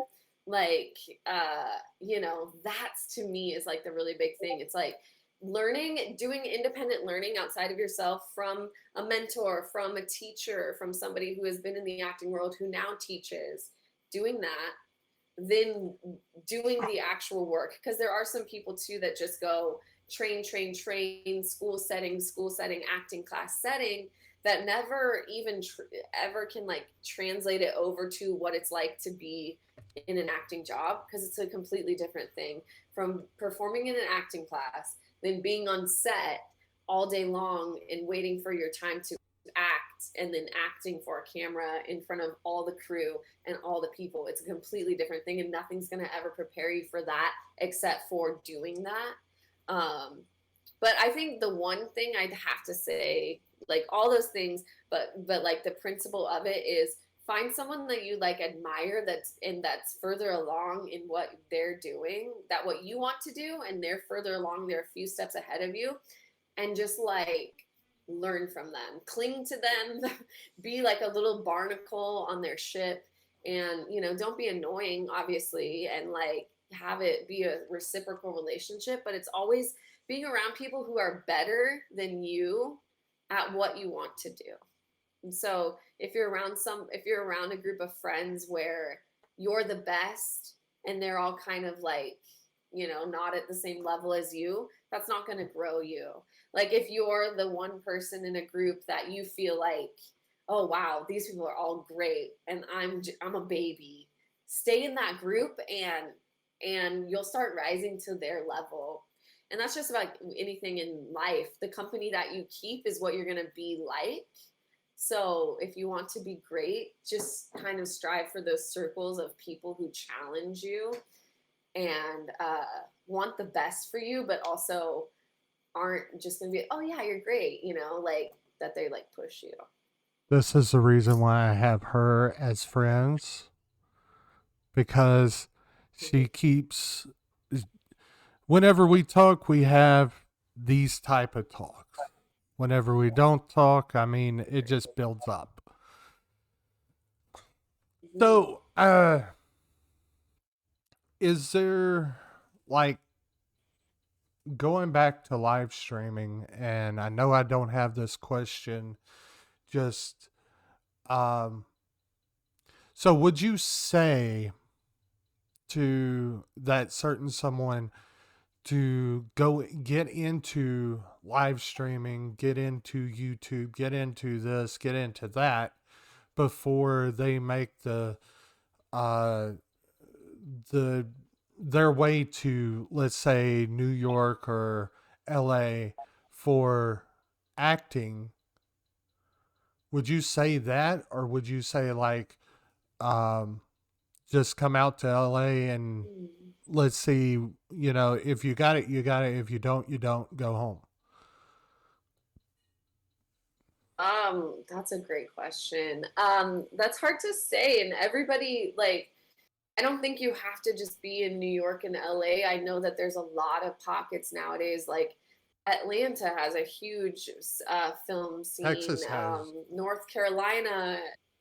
Texas, Austin is full of a lot of creative people. And so I think that if you get to a point where you're living, if you feel like you are a big fish in the small pond and you've kind of reached your ceiling of where you're at, then I would say yes, then move out to somewhere that's maybe more metropolitan. And, it just depends on your setting too. It's like, it's not that LA is like, you have to come here and it's the end all be all for everything, because maybe it doesn't work for you. And in that moment, and if you were to come out to LA, you'd be stretching yourself way too thin. And once you get here, you have to work all these odd jobs, and it's really hard to focus on your career because it's expensive. Like we were talking about, it's freaking expensive to live here. And so if you don't have those means and that setup where you can support yourself and focus on your art and your craft,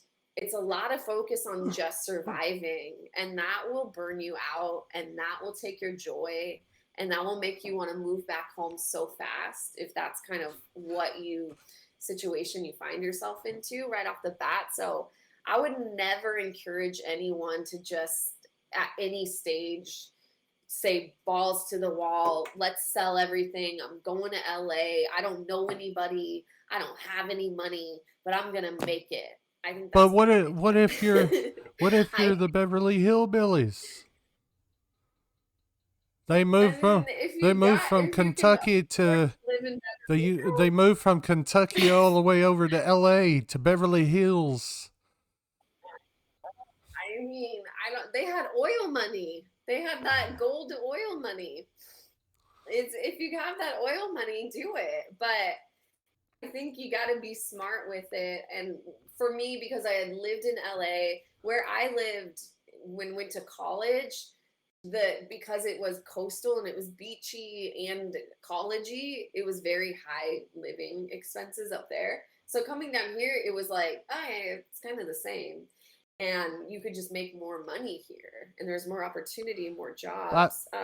Like I said, I would just say, like, until you become that, like, if you're in a small town and you become, like, you've done every community theater class, you've done every play, you've done every you've hit all those outlets that you can hit, and there's no more, then think about expanding. Then move on to a bigger city. Doesn't have to be LA right away, but eventually knowing that it was there. Like LA, if I lived in, if I was from middle America, it would be hard.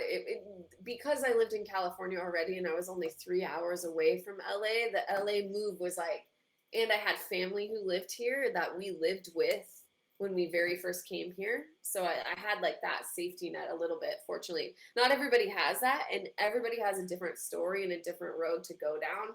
But it's no joke. It's no joke whatsoever. By the way, that's the same 2-bedroom, 1-bath apartment that you would live in LA for $2K. That's what we discussed earlier. You know how much it is here? $700. Oh my God.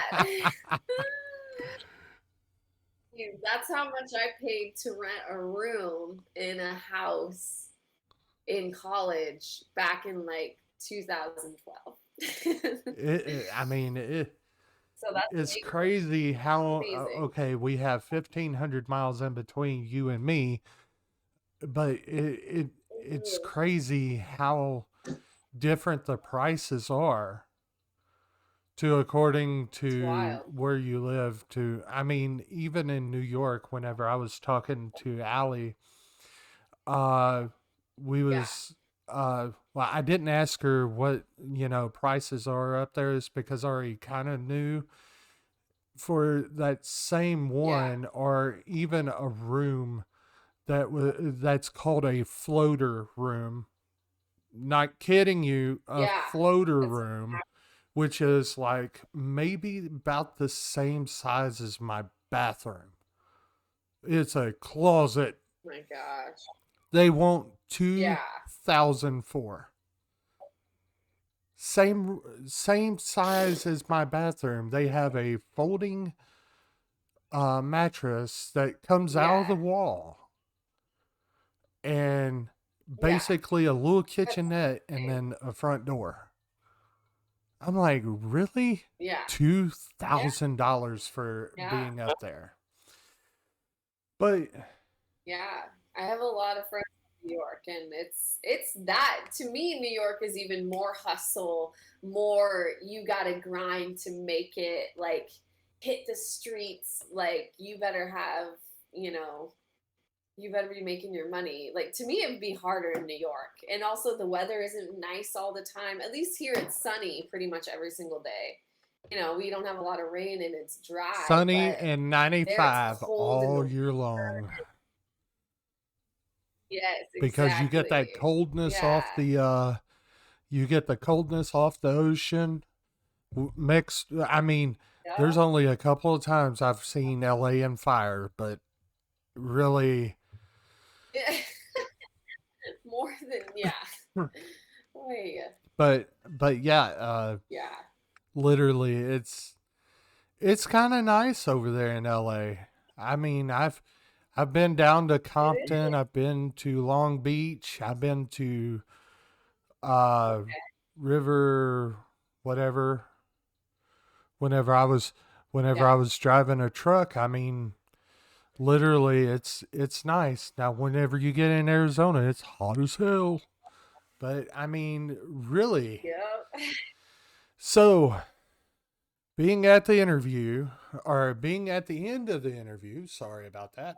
Being at the end of the interview, I always ask my guest, where can we find you?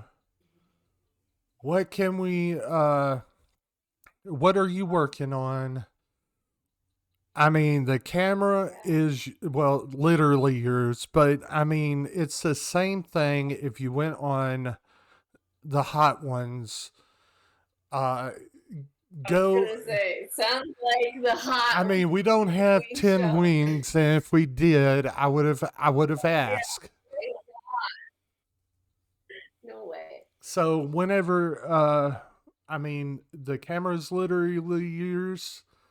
Tell me where you can, where we all can find you, uh, and stuff like that. If you have a link tree, or if you like, or if you have a pillar like I do, and stuff like that, uh, let's know. Won't. I should. Okay. Well, you can find me on Instagram at Eden Marie. It's just like that, Eden Marie, no space, and then it's 4 E's instead of the one. So it's Eden Marie at the end. That's my face. That's my Instagram. You can also check out our production company. It's Starseed Pictures, all one word on Instagram as well. It is there it is. Yeah.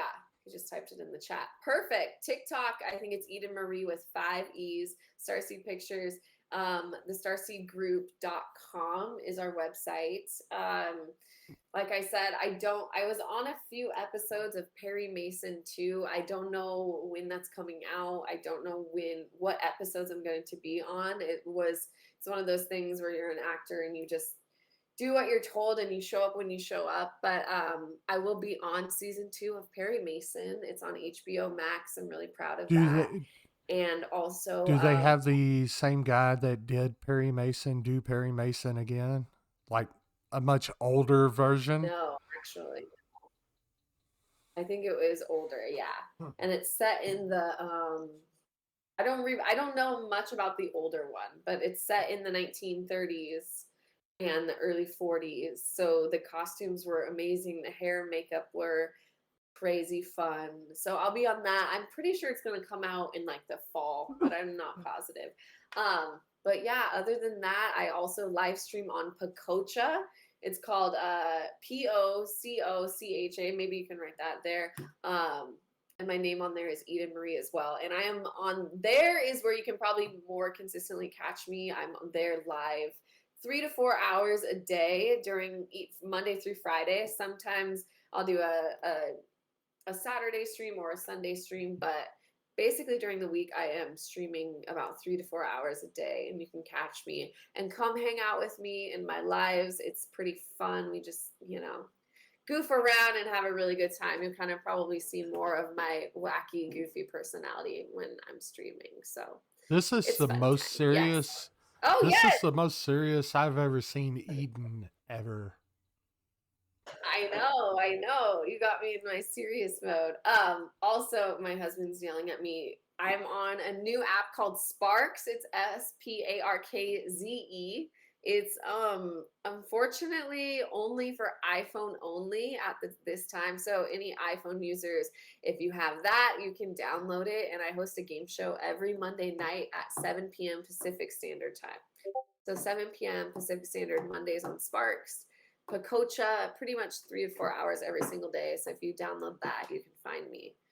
But yeah, it's been really fun, and your questions were awesome. It got me thinking about a lot of stuff and got me inspired and motivated. So Thank Oprah for that. thanks for having me. It was really fun. Yeah.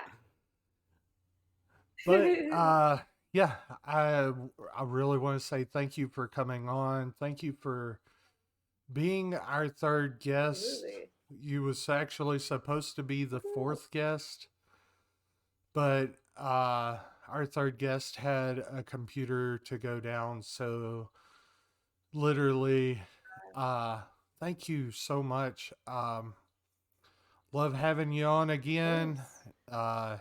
If you want to, by the way, I consider myself an actor. I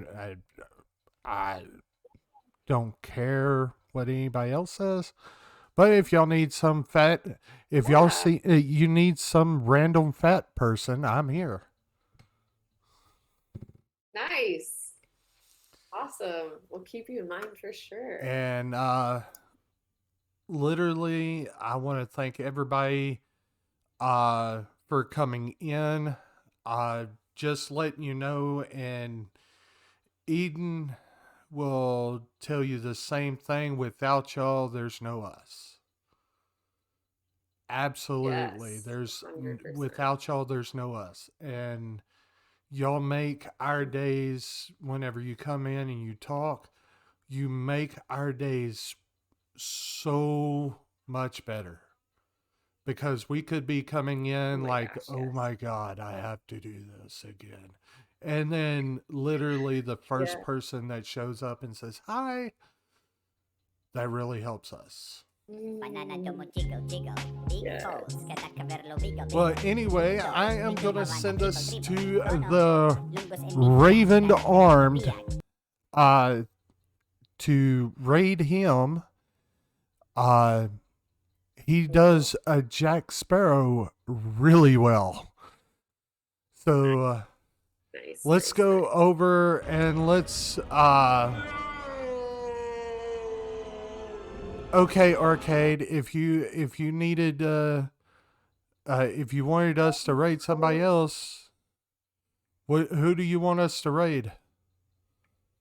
With you playing No from He's joking. He just doesn't want us to leave. Right, Arcade? Well, yeah, I know. He's a really good mod. I mean, he really is. He's helped me out 100 million times. He is one that I can count on for sure. But like I said, much love to each and everybody. Let's all go say Transgamer Live Podcast Raid over there on the Raven Armed. He's probably doing Jack Sparrow tonight, so let's go raid him. Let's show him some Transgamer love, and I will see y'all on the next stream. Thank you. Thank you. Bye, everybody. Inverted dive with the MiG-28. By the way, thank you so Slick. because you ain't,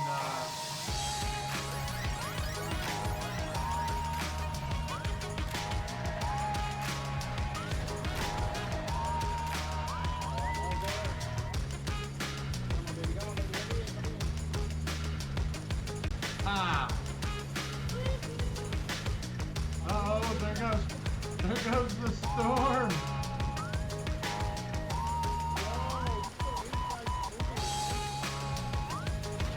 Oh yeah. Just want to manage expectations.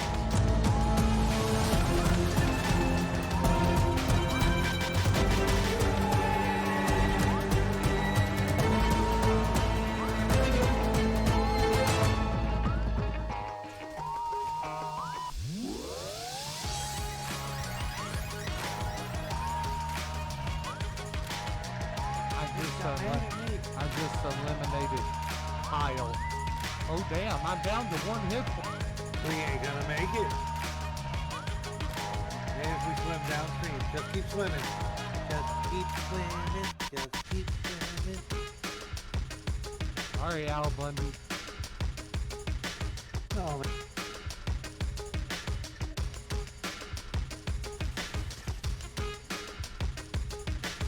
I'm a-coming.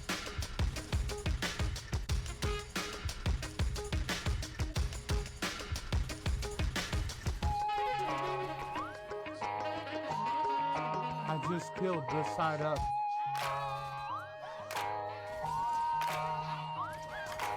I pistol up the bitch.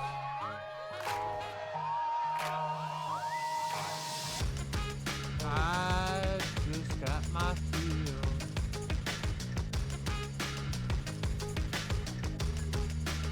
He's dead. Nice storm. Oh yeah, boy.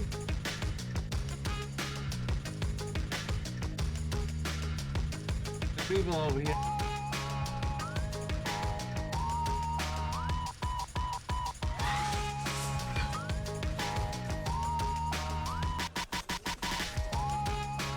Shit. On down.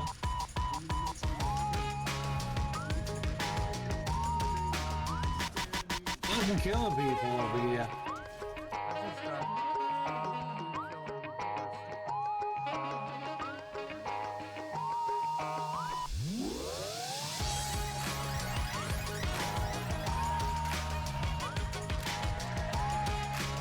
Get down.